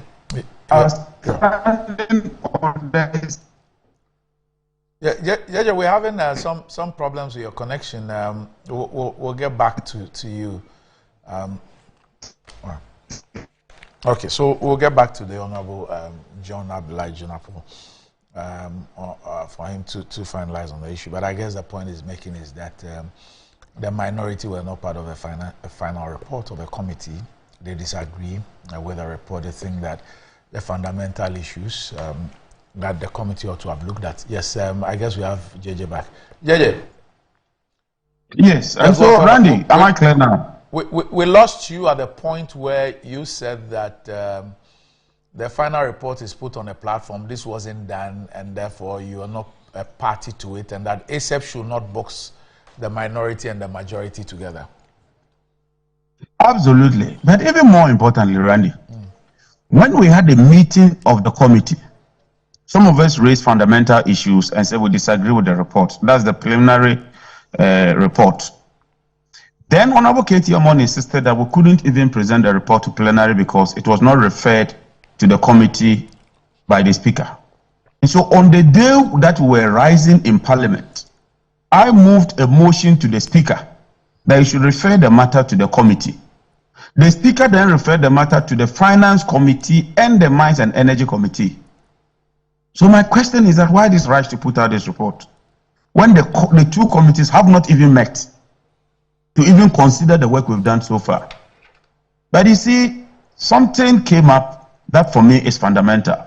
And for me, it goes to the core of our governance structure. When GNPC appeared, they told us that the economic management team, and they brought the letter, had changed the status quo and decided that GNPC should now be the gas aggregator. GNPC is an upstream company. They don't have expertise and they don't get involved in the downstream. So when the EMT then directed them to get involved in the downstream, they decided to engage GENSA in this pipeline deal. But the bottom line is that, look, if we allow this contract to persist in its current form and shape, the state will lose over $1 billion over the contract period. Because clearly, the amount being paid by GENSA to GNPC would not be enough to settle the bills of the international oil companies, especially now that Jubilee is no more foundation gas and we have to pay $3 per MMBTU for Jubilee. And Jubilee is the cheapest. So even the cheapest gas is $3. And you are going to receive about 1.78 following the completion of the Kumasi pipeline. Randy tells me that when you do the weighted average cost of gas, we could lose over $1 billion over the contract period. Now, are you aware of a letter written by GENSA to GNPC which states that the pipeline is completed, GNPC is not ready, so they want to disaggregate the terms. That is, you pay for the infrastructure and then we'll pay the 178 for the gas. Are you aware? Yes, because of the contract. I'm aware, and I've seen that letter. What are the implications of that letter?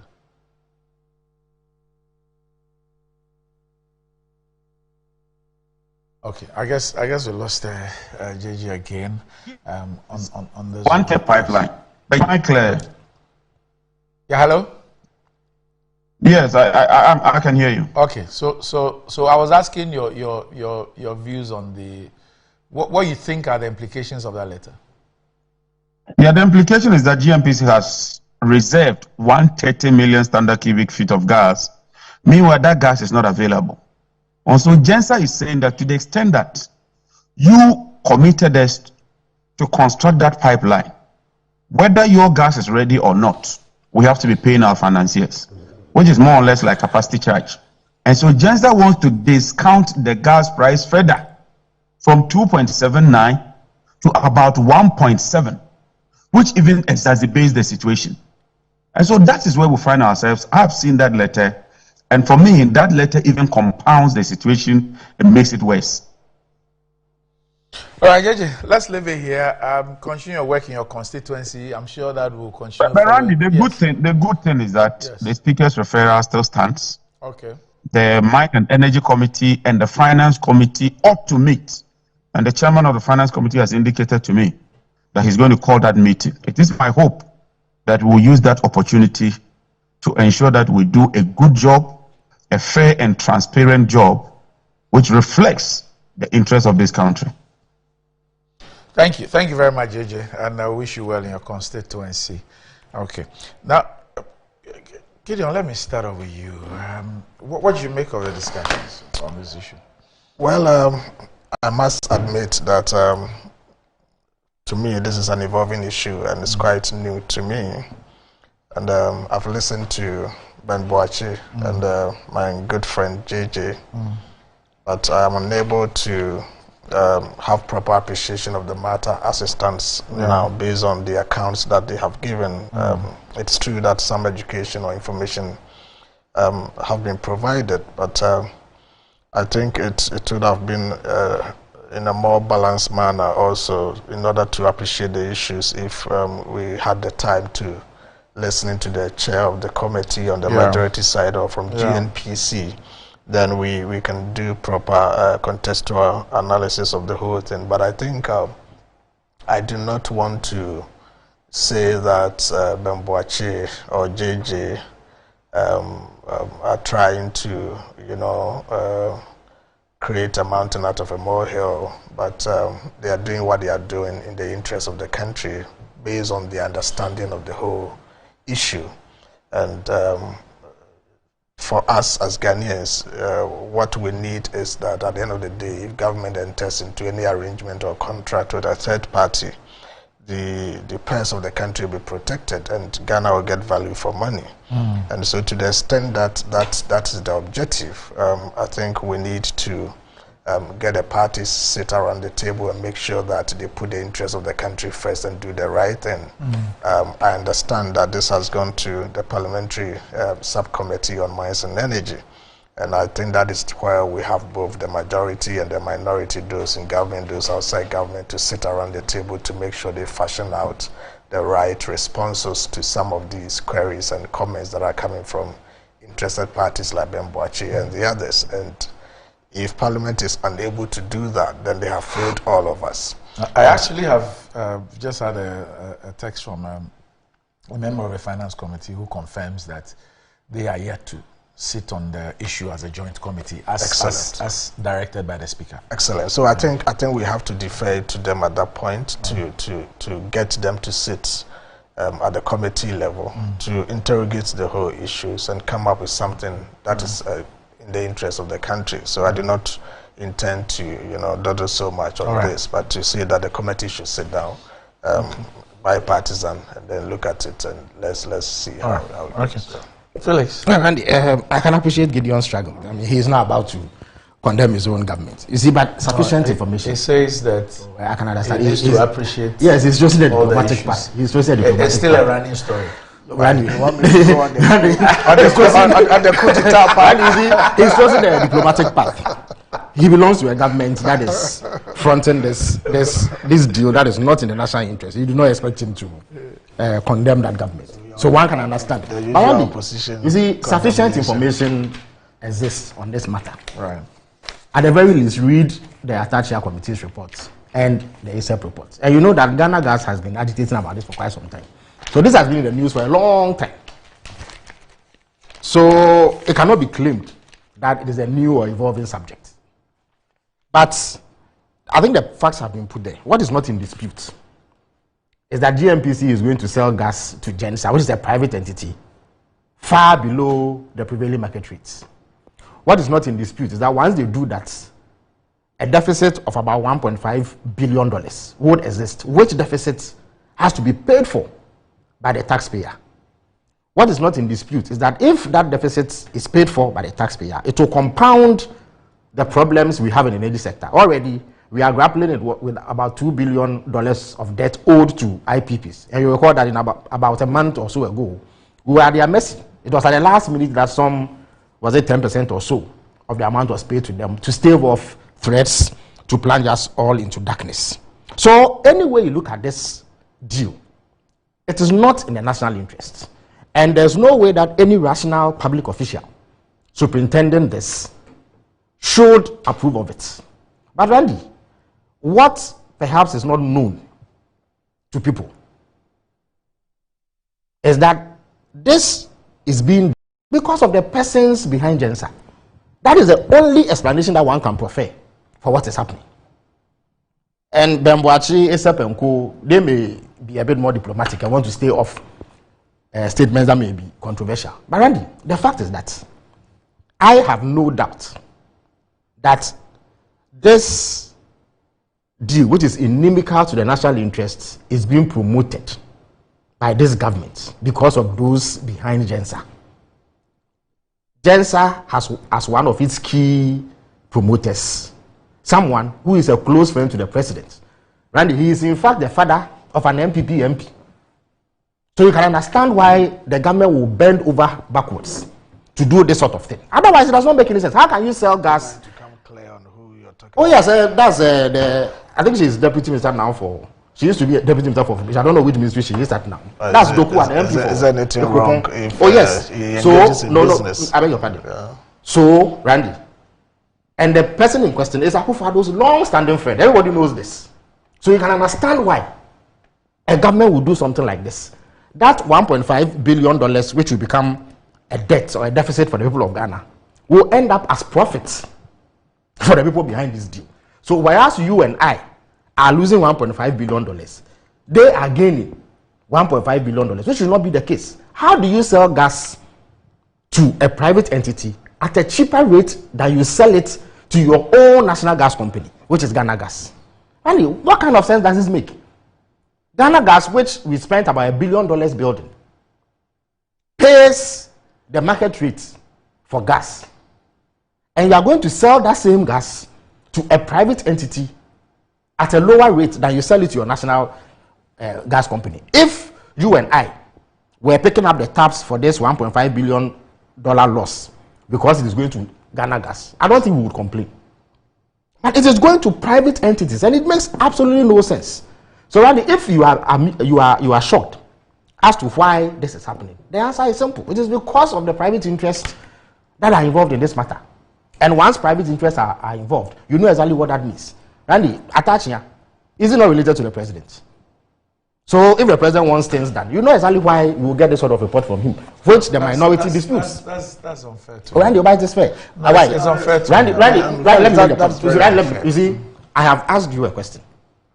Okay, why do you think that a government would do something like this? Why would the government suddenly unite with $1.5 billion in a deficit, in a deal like this? But is there any conclusion to this matter? Oh yes, but there's no dispute about it. Yeah, you may say, it's a signed contract. Gideon, you may not. Fine, Randy had indicated that the committee in Parliament is going to consider this. I will grant you your position that you may not have sufficient information about this. I am saying that I have seen sufficient information to come to a conclusion that what has been put out there is true.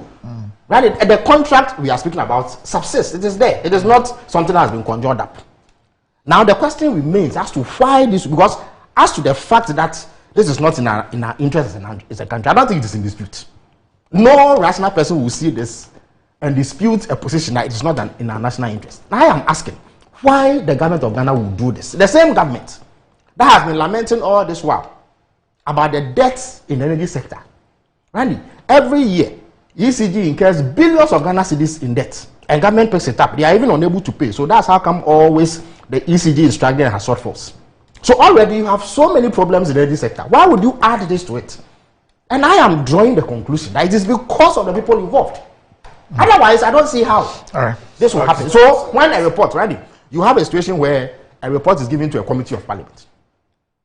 The minority, at least represented by its leading ranking member on that committee, is telling you that they disapprove of the report. Yet, the report has been thrown out there. The stakeholders who were engaged by that same committee are out there disputing the contents of the report and drawing attention to huge lapses which do not make sense, at least according to industry practice.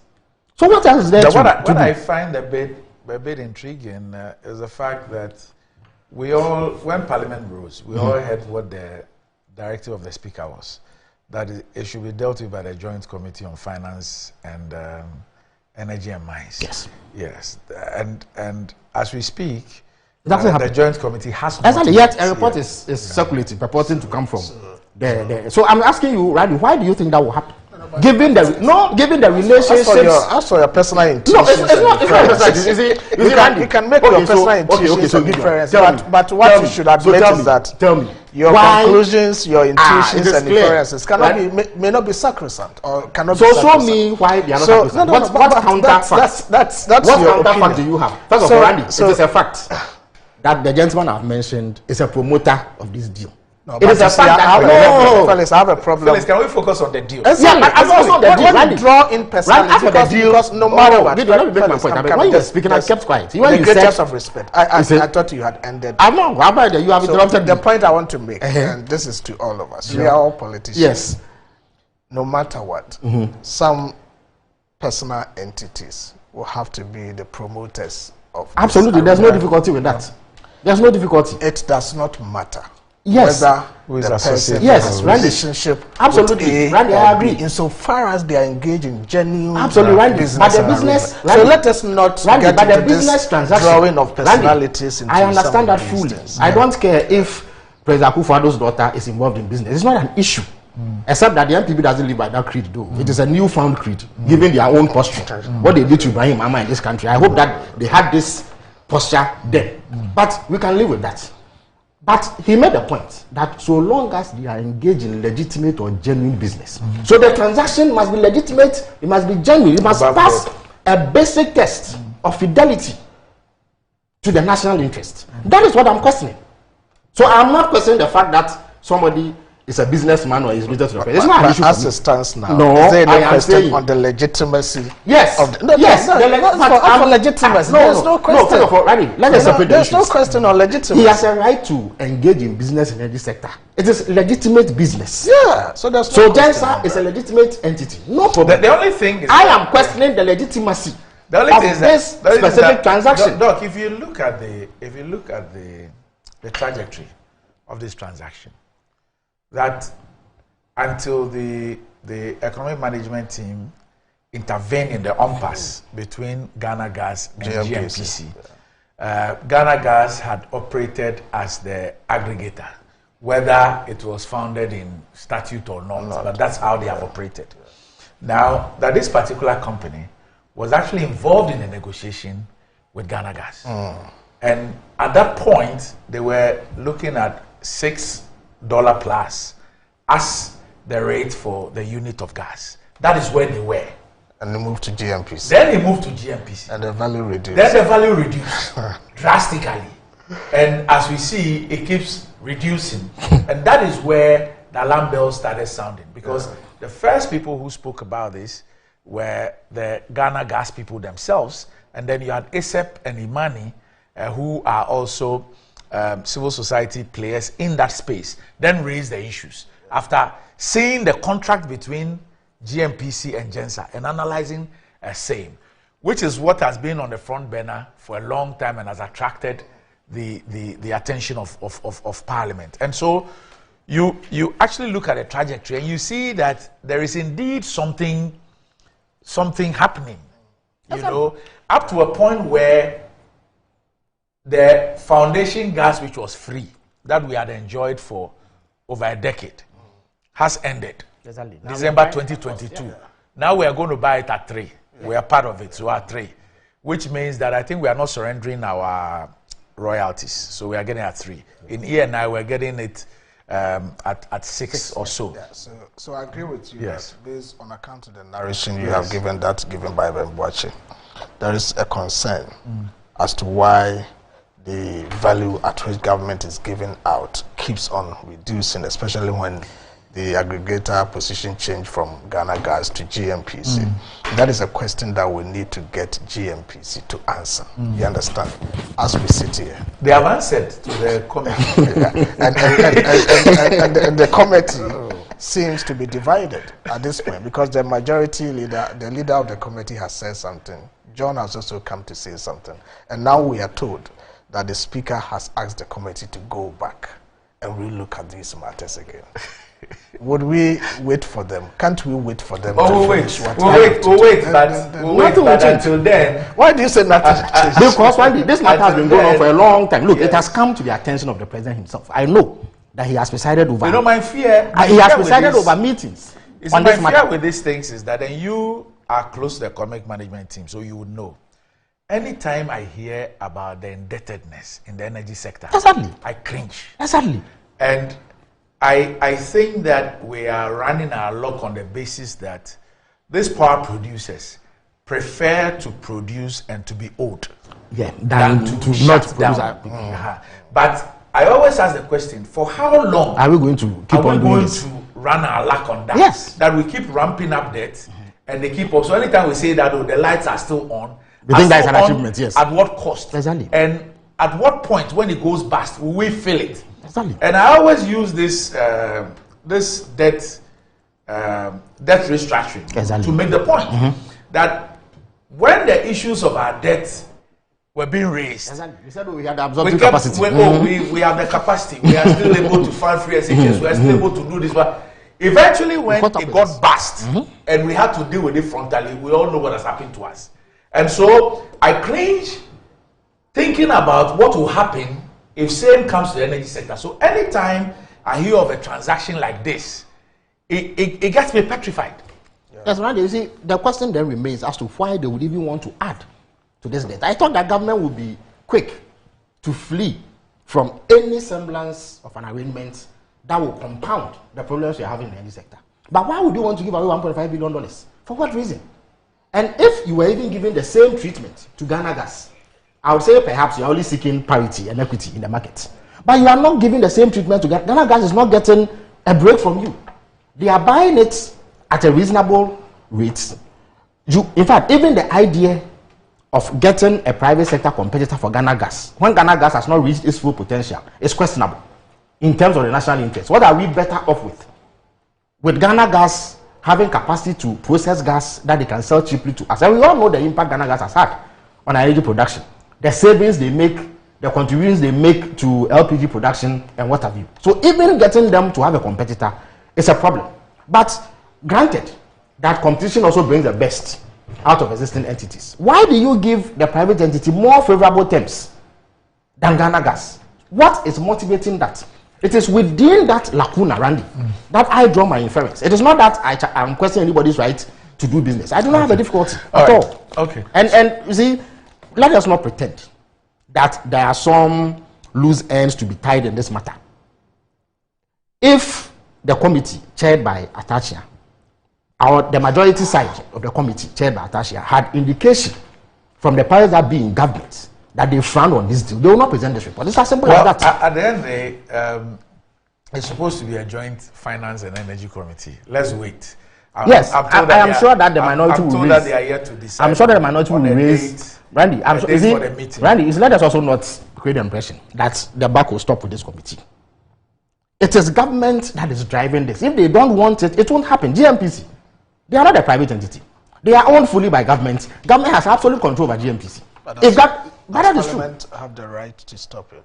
Well, it will boil down to numbers. Well, there will be implications. Yes, because there's an existing agreement. No, but forget that. No, but if it's a first deal, it doesn't matter. If it is vitiated by wrongdoing, you can cancel it. But the point is that it will boil down to voting. Understand me? If there's still contestation as to whether or not the agreement should subsist. If the majority side of the committee are willing to push this through, and we are able to marshal all numbers on both sides, you know that it will go through on their side. But the point I am making is that if GMPC, which is representing government, or the energy ministry, or the president, with whom the buck stops, is not interested in seeing this agreement come to fruition, it will not happen. Okay. That is the issue. So let's take a break. When we return, Bank of Ghana.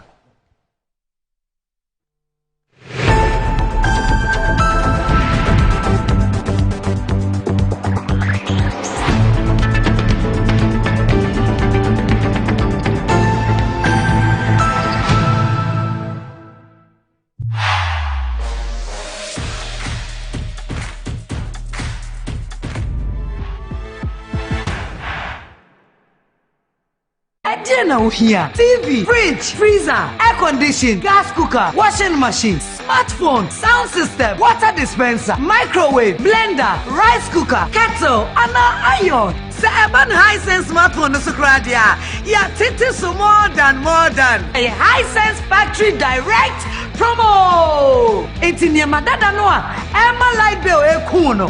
Fasi baby, never jeffo. Every 28 August, I copy him 2nd September. Be way showroom no. Saturday at no. Sana yet on. Wait dear, ya titi swabro so. Eche who Hisense. Everyday prices for everyday people.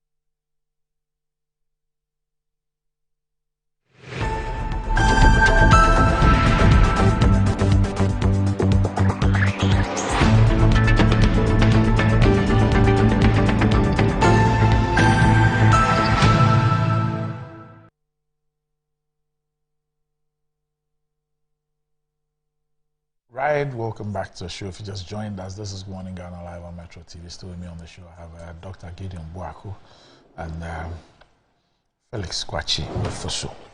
Now, Gideon, the Bank of Ghana has been in the news lately, and there have been a lot of issues. It has to do with the annual, the financial reports that came out, and the losses that he posted, and there's been a lot of commentary about that. There's also the issue of the cost of a new headquarters being built and the processes.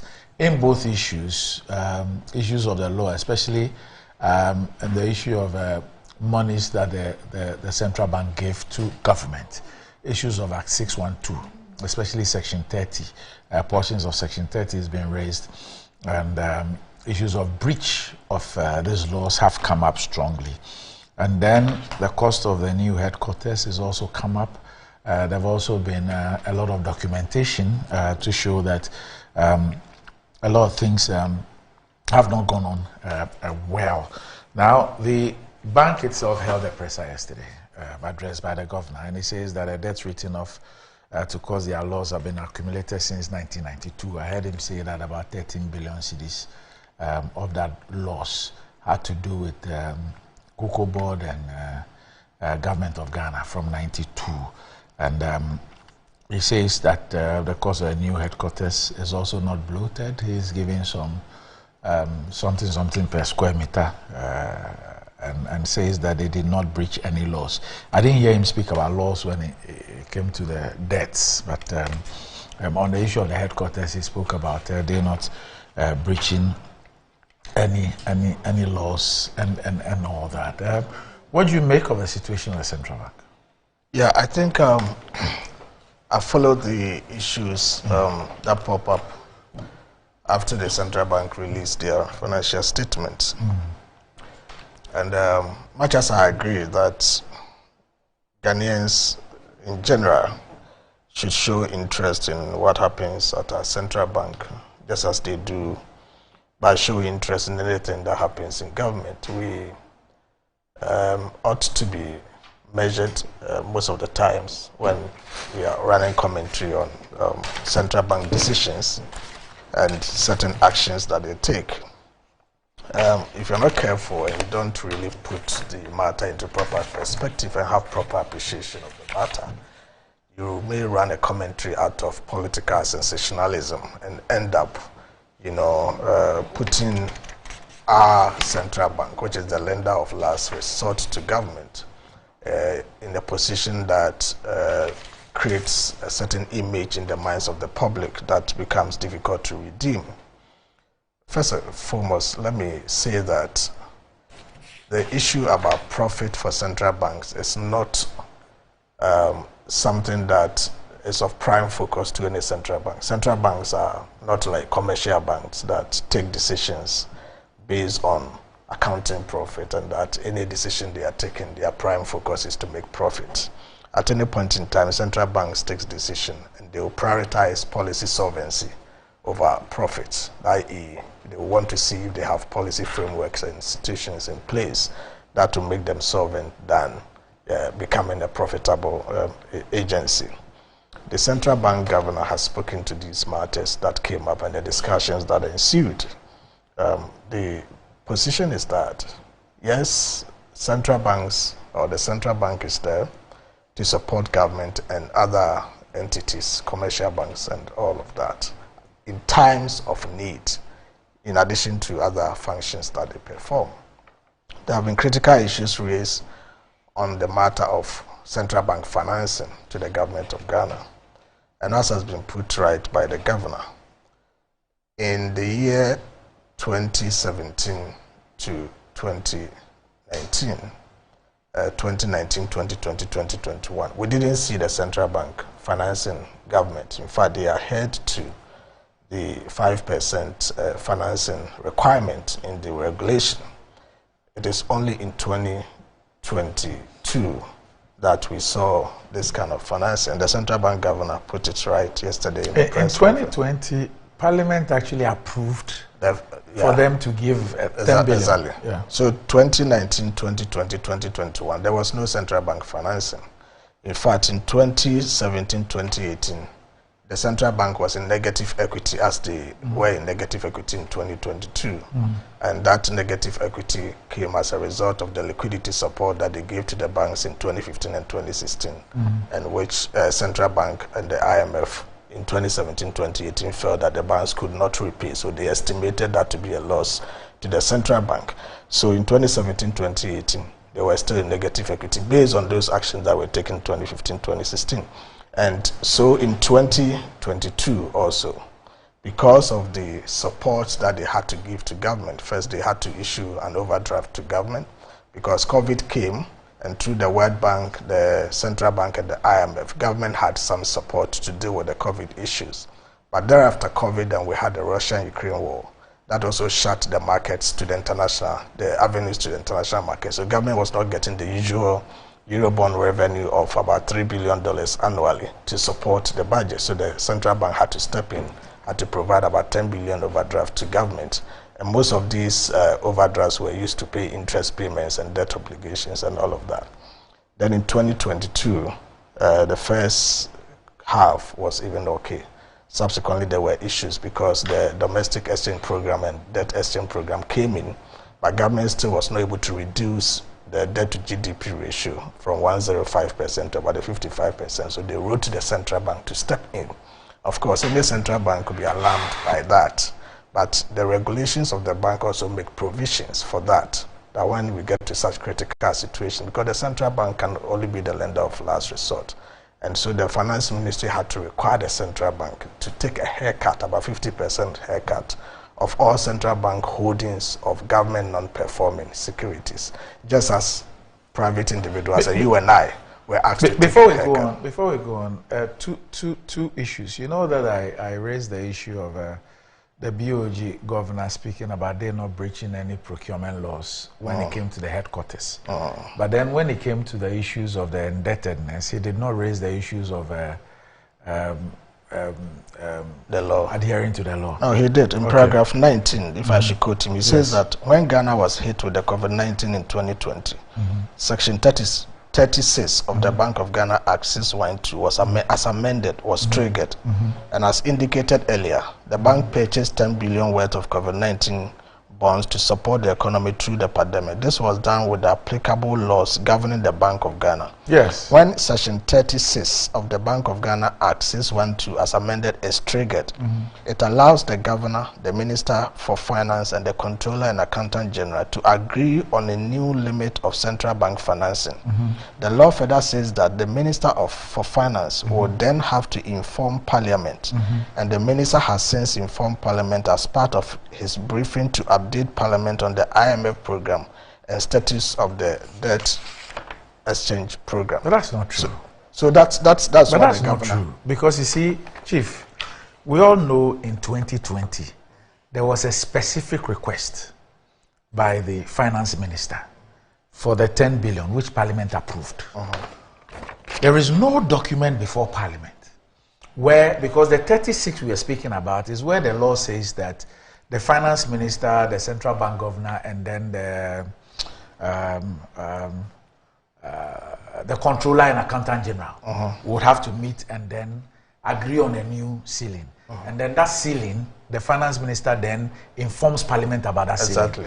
As we speak today, which ceiling? When did the finance minister inform Parliament that the three persons have met and that this is the new ceiling and communicated to Yes. Parliament? But that's what the central. No, but I'm saying that if that had been done, all of us will know. Well, I take the governor's word. No, you don't get what I'm saying. I'm saying that there is a ceiling of 5% of the previous year's tax revenue. That's the ceiling. Now, the law allows that in times of crisis or emergency, the three can meet for a ceiling, a new ceiling to be met. Before then, the law even says that when the 5% ceiling, when the central bank's lending to government hits the 5% ceiling, the governor must inform the finance minister. And the finance minister must inform Parliament that indeed the governor has informed him about government attaining the ceiling. And also he should inform Parliament about the remedial measures being taken to avert same. That has not happened. That's one. Two, that these three persons must meet and agree on a new ceiling. And the finance minister must inform Parliament that the three have met, this is the new ceiling that we have agreed on. That has also not happened. Well, as I sit here, I'm unable to... You work with the economic management team. If we had a new ceiling, if we had a new central bank lending ceiling, would you not know? As far as I know... Would members of Parliament not know? I'm coming. As far as I know, what the governor is saying is accurate and true. Okay? As far as I know, that when these things happened, the Section 36 was triggered. And pursuant to this section, the arrangement that had to be made by this tripartite, group, governor, finance minister, controller, that arrangement was made. So what was the new ceiling? What I may not be privy to is the communication. No, so what is the, if you know... It is not for me. No, I'm saying, Chief, if you know that indeed a new limit was set, what is that new limit? That's what I'm saying, that it is not within me to say that this was the limit or the communication. No, it's supposed to be public. No, that's what I'm saying. That's what I'm saying. The law you are asking, you are asking based on privilege. Position. No, that's so that's why I'm responding. I'm just saying that the law says that 5% of the previous year's tax revenue. Is that correct? Okay. So once you decide but the law allows that you set a new limit. Exactly. And then you communicate same to Parliament. You are saying that you believe the governor that it was done. That the finance minister has done that. So I'm asking, what is the new limit? Okay. So perhaps the question that we need to pose is to Parliament to come out to challenge or the government to provide further. But this is public information. If there's a new limit for BOG lending to government, what I'm saying, we will know. Me in government, and per where I sit, I know these discussions had happened. So you know the new limit? As to the communication to Parliament, I am unable But to do you know the new limit? Oh, of course. What is the new limit? No. This is the finance minister and government who must communicate that publicly, not me. You understand? That is not for me to communicate. Okay. So these discussions have been had. Okay. The limit has been set. It is, the law says it is the finance minister who must report to Parliament, not me to sit on TV or radio to say that. That's not what the law says. So once the government... No, all I'm saying is that a report to Parliament about a new limit, first of all, the law is public. It's a public document, exactly. The act. So everybody in Ghana knows that there's 5% of previous year's tax revenue. The law allows for emergencies. The law allows for a change. And it says these 3 persons must meet, set a new limit. Finance minister communicate that to Parliament so that the whole country knows that there's a new limit. It's no longer 5% of previous year's revenue. It's 7%, it's 10%, it's 50%. Exactly. Then we all know. Exactly. Now, the governor says that the minister did that Exactly. in communicating IMF, whatever. I've looked at all the documents, the IMF document that the minister presented to Parliament. I have not seen a new limit set for central bank lending to. I haven't seen it. Yeah. But you say that it has been done. Yeah. So I'm asking, because the framers of the law did not intend for this to be a secret.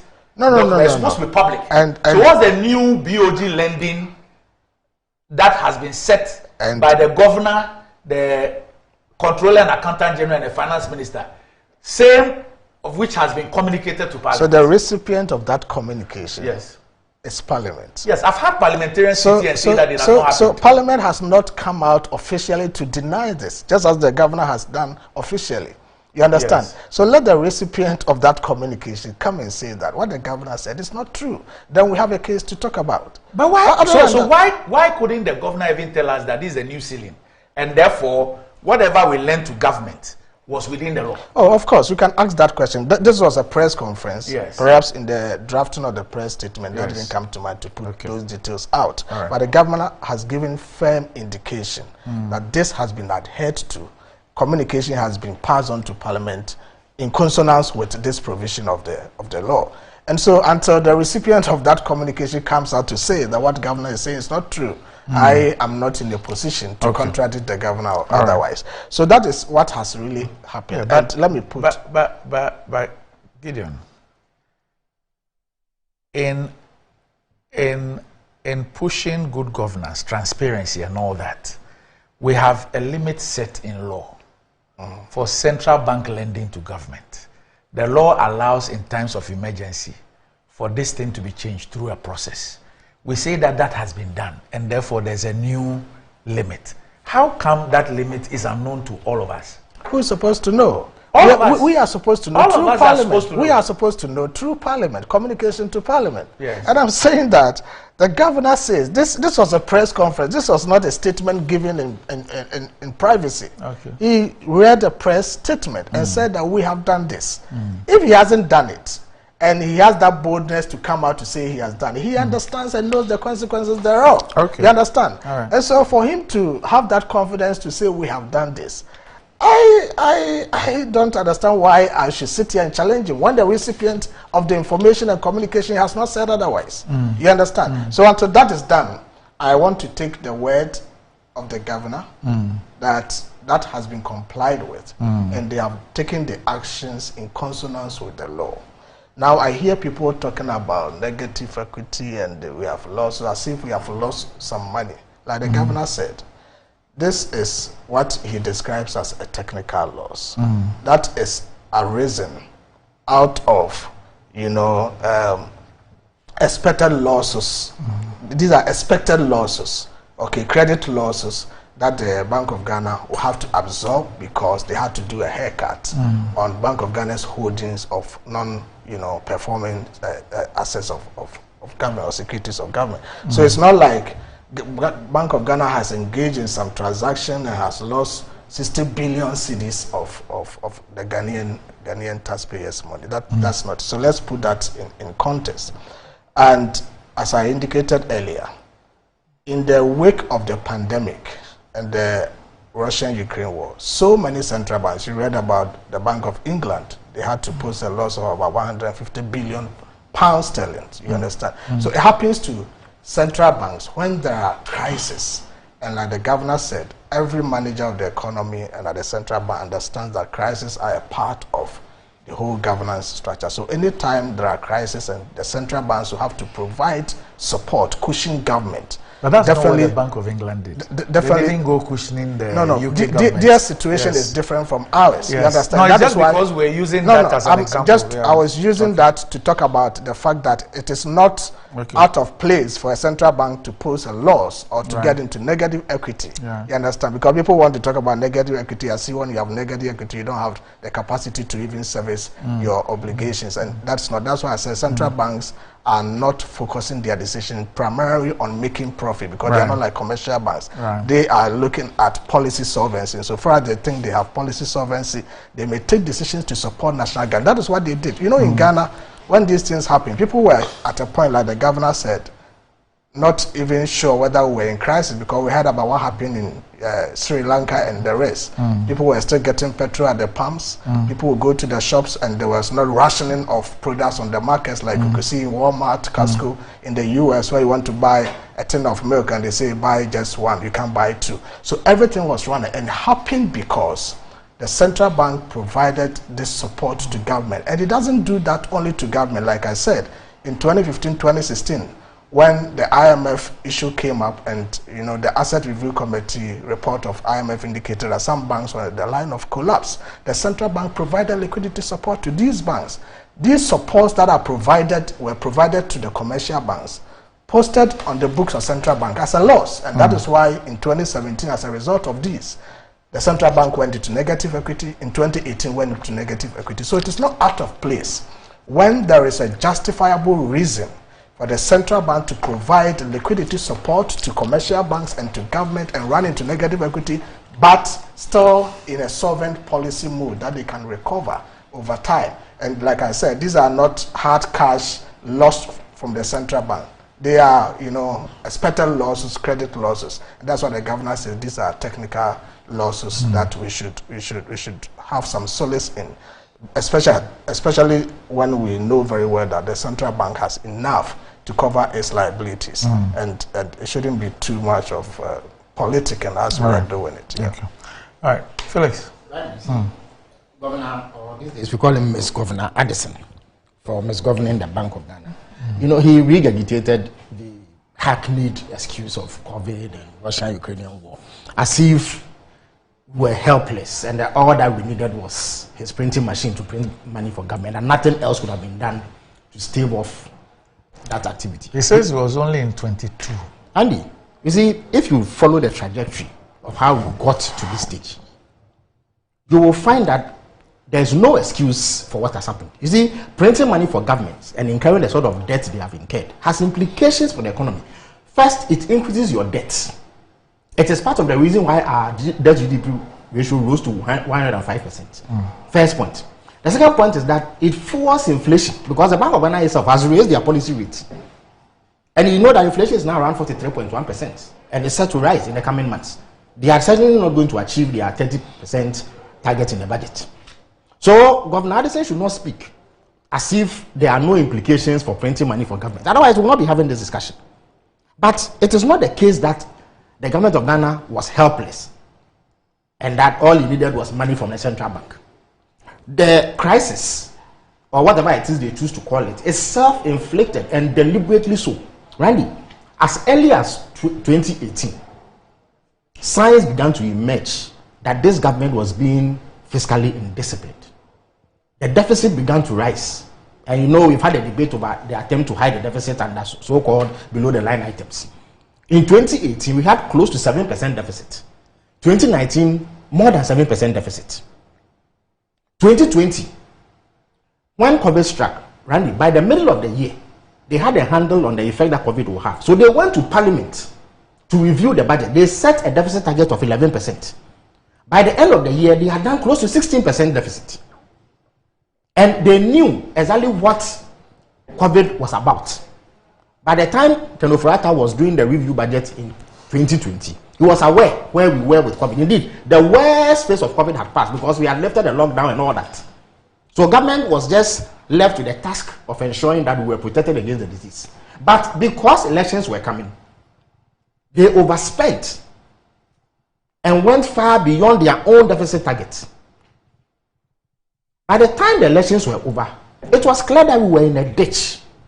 You see, what had happened was that investors knew that there was COVID. But if you check our economic indices and the behavior of investors, because I'm raising this because Governor Addison raises it as the prime reason why they had to finance government. He said that we had lost access to the market. So we didn't get the $3 billion that we used to get annually. And so he was forced to print money for government. Randy, when COVID ended in 2021, investors did not react in the manner that they did in 2022.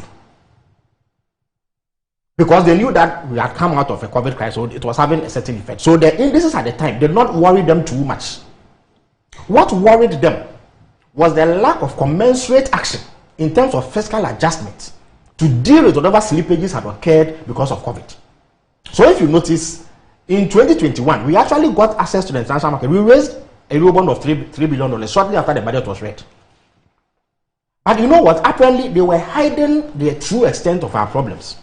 Because in the middle of 2020, they went back to the Eurobond markets to raise another $1.5 billion. That was a bond that failed.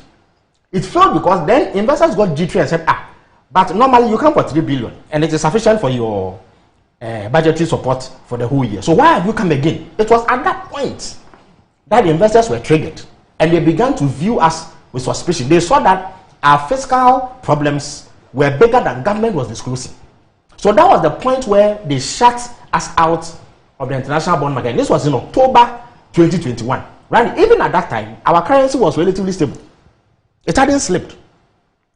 At that time, any reasonable, competent manager of the economy would have known that once investors had become jittery, it was important to send indication that we were doing something about their concerns. And the two things that you needed to do, one, was to announce comprehensive fiscal adjustment. In other words, cut expenditure and find ways of generating revenue such that you instill confidence in investors so that they maintain their investments with you.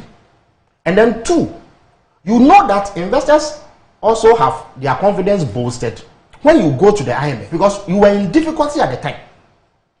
Right? They didn't do these two things. Rather, they banked their hopes on the E-levy and made noise about E-levy and how it was the panacea to our development, blah, blah, blah, blah, blah, blah, blah. Randy, if you check, I beg you, no, but this is a fact, Randy. If you check the system at that time, the rating agencies had not begun downgrading us. They hadn't begun downgrading us. It was after they realized that things were worse than they were reporting that they began to downgrade us. Randy, check the CD in January 2022. It was 6 CDs. But you know what happened? Randy, as of 2017, you see the share of Government of Ghana bonds that was held by foreigners was about 40%. By middle of 2022, it had dwindled to 16%. What it meant was that the investors, foreign holders of our bonds, had decided that anytime the bonds matured, they were not going to roll over because they didn't have confidence in the management of the economy. And Randy, that meant that about $2 billion in capital flight was recorded. That is what hit the currency. And it began to plummet, such that between January and October 2022, we have lost 54% of the value of the currency. At that point, government began to panic. That is when they went to the IMF. But you see, the currency depreciation and the subsequent borrowings they had taken our debt to a level where the IMF didn't want to touch us. That's how come it took us that long to get an IMF program. You understand me? So they lost access to the markets only because investors did not have confidence in their handling of the economy. Because in 2021, you got access. So it was incumbent on the managers of the economy to take decisions that will shore up investor confidence and not lead us into a place where they withdrew their support and our currency was flat. It was the currency movement that finally got them to go to the IMF. And he knows it. He knows it, Randy. So, Ms. Governor Addison should not create the impression that they were helpless. They couldn't have done anything. So, number two, Randy, if you read the Bank of Ghana Act, Section 36 as amended, it requires that they in fact go to Parliament to inform them before they implement whatever new measure they are devised after the 5% threshold is met. That is what the law says. The law says you must advise Parliament on the steps to be taken. That is if they hit the 5. Yes. The governor must inform the minister. Yes. The minister must come to Parliament. So why is the evidence and inform of that? Parliament that governor has informed me that these are the remedial steps that we are taking. Randy, that's part that? 1. Randy, why is that? And part 2 is that after you take in the crisis, you can go and set up a new limit. Exactly. Absolutely. And when you meet and set the limit, the minister must come and inform Parliament. Randy, where is the evidence of that? Look, the minority leader in Parliament, the ranking member on the Finance Committee have both publicly stated, and several MPs have appeared on this your show, to publicly state that there is no record of this information that Parliament was supposed to be giving. In fact, and he is in government. He is the economic advisor to the chairman of the economic management team. There's no way, Randy, that I'm seeking for privileged information. Oh, how? It's not a secret. I don't know why. Randy, are you telling me that? Are you telling me that the 5% threshold is well known? Yet, if the minister goes to Parliament to do it, we don't need. If the minority leader or any other person in Parliament feels strongly that this communication has not been passed, but they've said so. You know what to do. What to do? So please, Randy, don't let us sit here and then. Please, Randy. First of all, this is not a secret.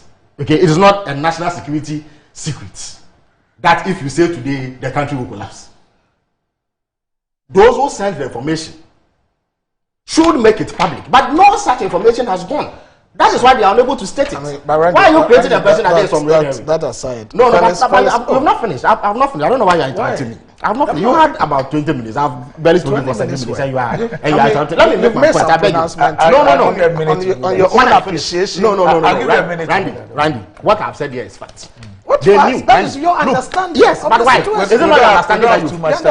Is it not your understanding that you? Randy, I'm saying that when we finish the 2020 elections, if you look at all the economic indices, when your deficit was at almost 16%, your debt had crossed the 70% threshold.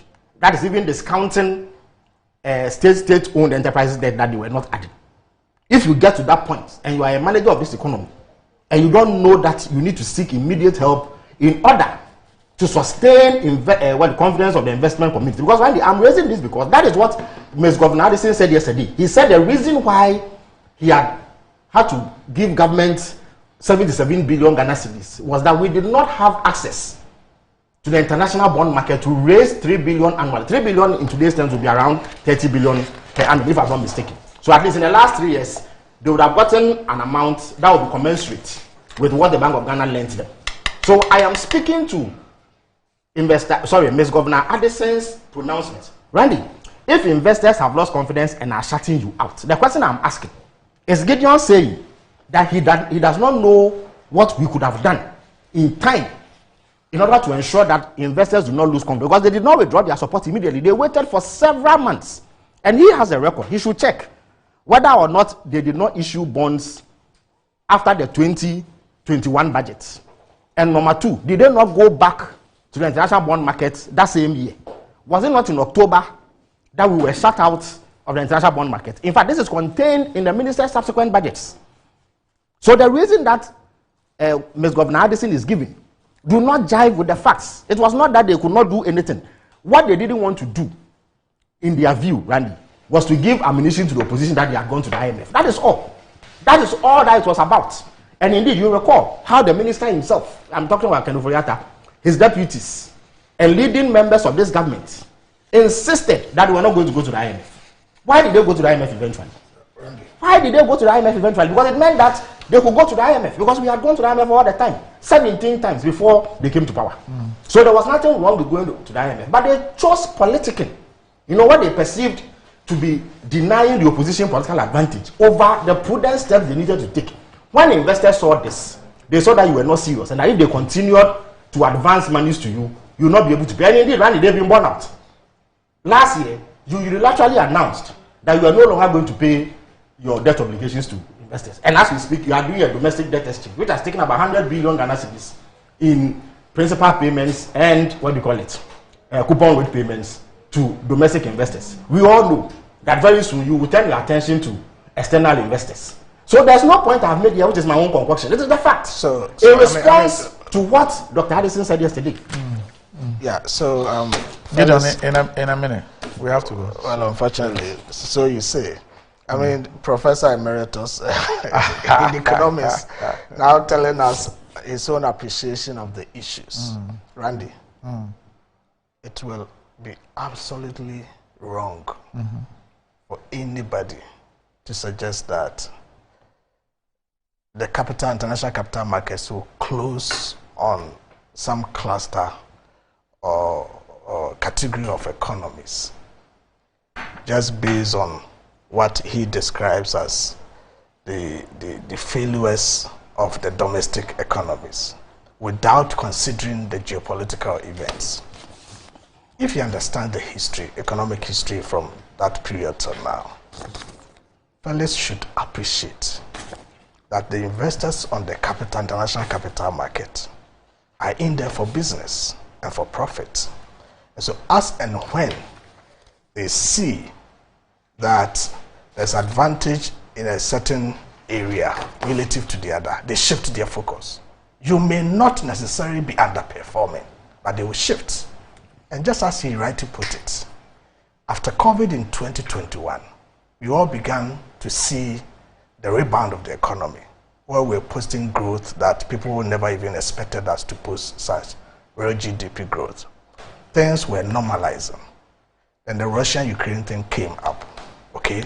And then we saw the devastation to the global economy. And the United States government started increasing their interest rates.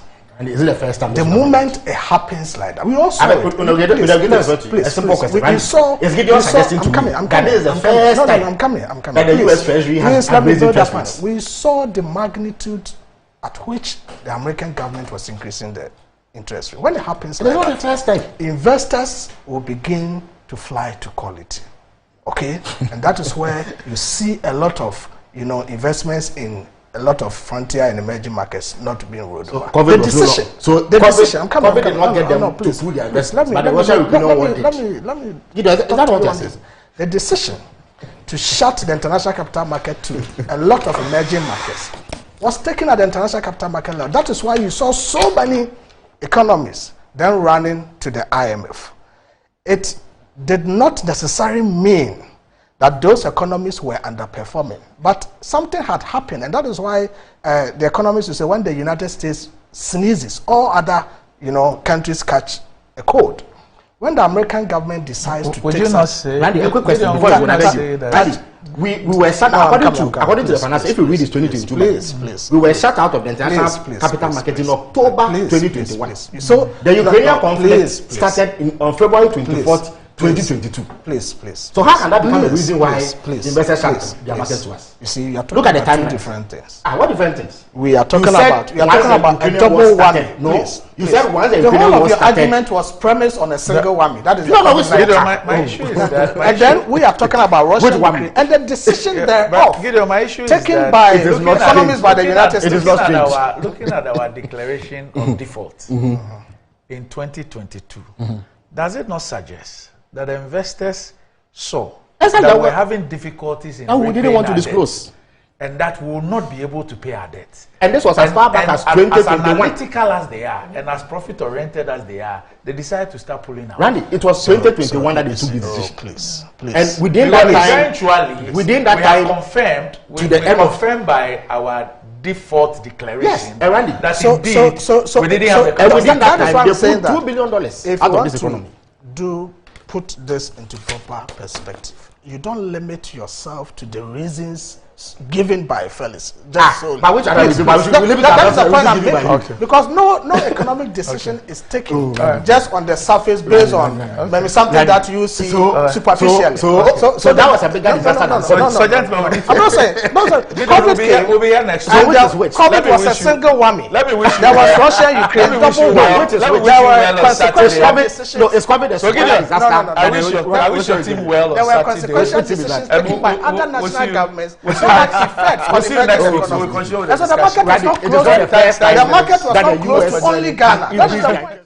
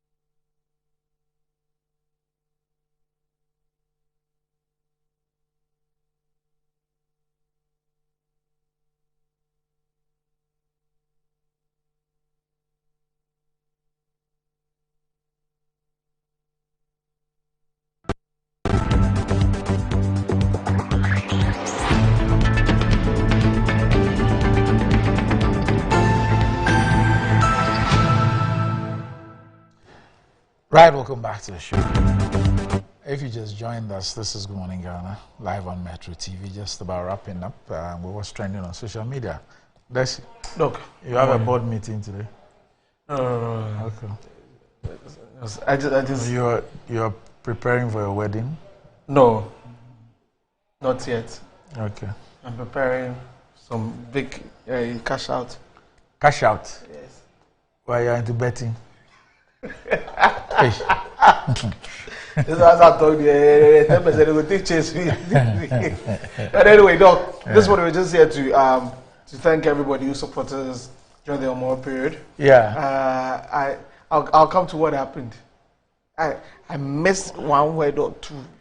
That's what happened. I've seen videos of me holding my head when you butchered the language. I did it today. Have you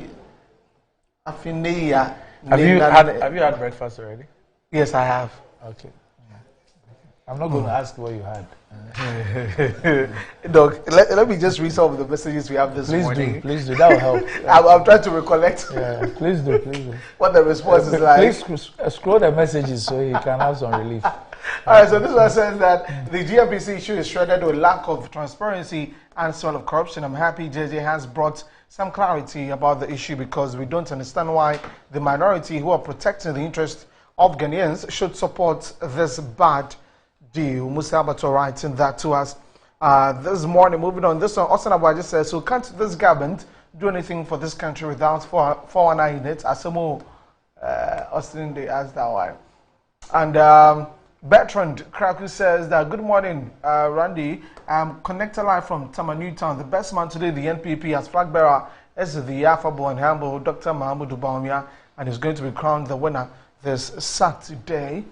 Okay, we're moving on to the next tweet. Sly Dumba says that, in fact, this current ruling wicked NPP-led Akufo-Addo Bawumia Oforiatta government and its appointees only came to rob Ghanaian taxpayers' monies. They lack ideas to govern, and let's kick them out in 2024.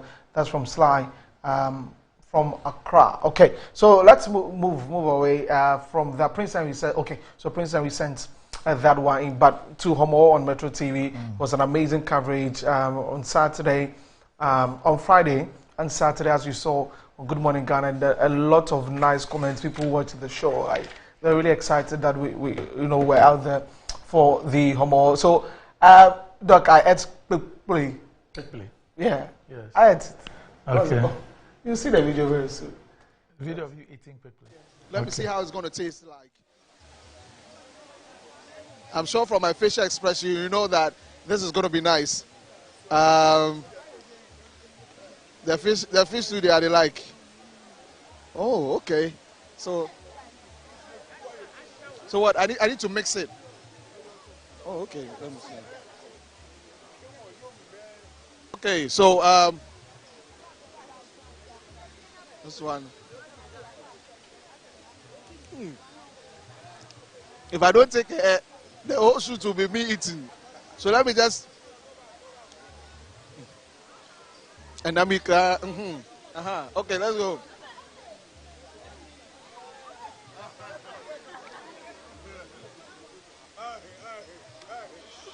But it's okay. It's okay. So I'll take my, it tastes really, really good. The soup tastes good. So everybody will come in and try and get something. So let's enjoy that. Let me take my food away, okay? Go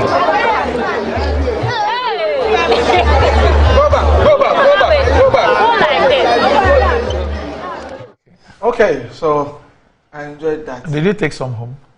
No, let's say if I can't go, I say we will never be. Okay. So I'll show you something. The next time you get some, take some home, put it in the fridge. The next day, you put it in how do you call that? A frying pan. Okay. Yes, and then you put it on fire, like you hit it, and then it becomes a bit brownish. And then you warm the soup and eat it with it. Hey, that's why. But how if you do that quickly? How can you the do palm of it? soup there will be buy, but the quickly. You want to do it at home? Oh, where I go get some? Oh, please. Yeah, so it was really nice on Saturday. Yeah, it was really focus on your rice cooker. Oh, it was nice on Saturday. Big shout to Bukum Bankoso came out to support us on Friday. He says he's ready to fight Bastille. But did you eat all that food? Oh, Doc, it was small one. And I'm on the doors, but did you eat all that?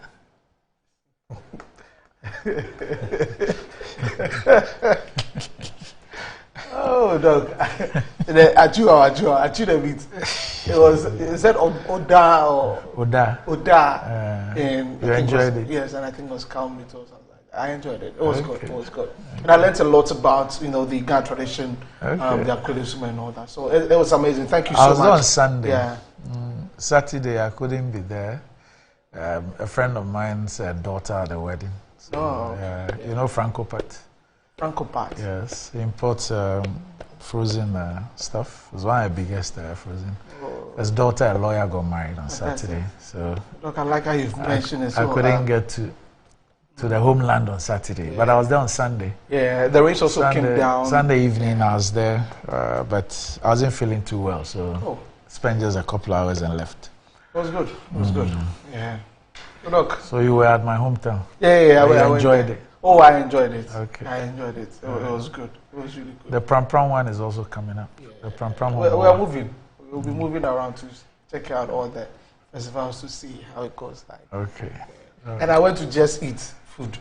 Okay. No, Adama, they show us. They didn't show you what you can do to improve your Ghana. So I think that you can get involved in. Oh, yes. Which can improve your Ghana. Yeah, they told you that. Yes, and so you tried to do something along that line. I'm taking classes. Classes. Yes. From what they advise you to do. Yes, from a few friends, including Komaladom. He's taking me through some Ghana lessons. Okay. And I'm sure. Is Kumasi Ghana?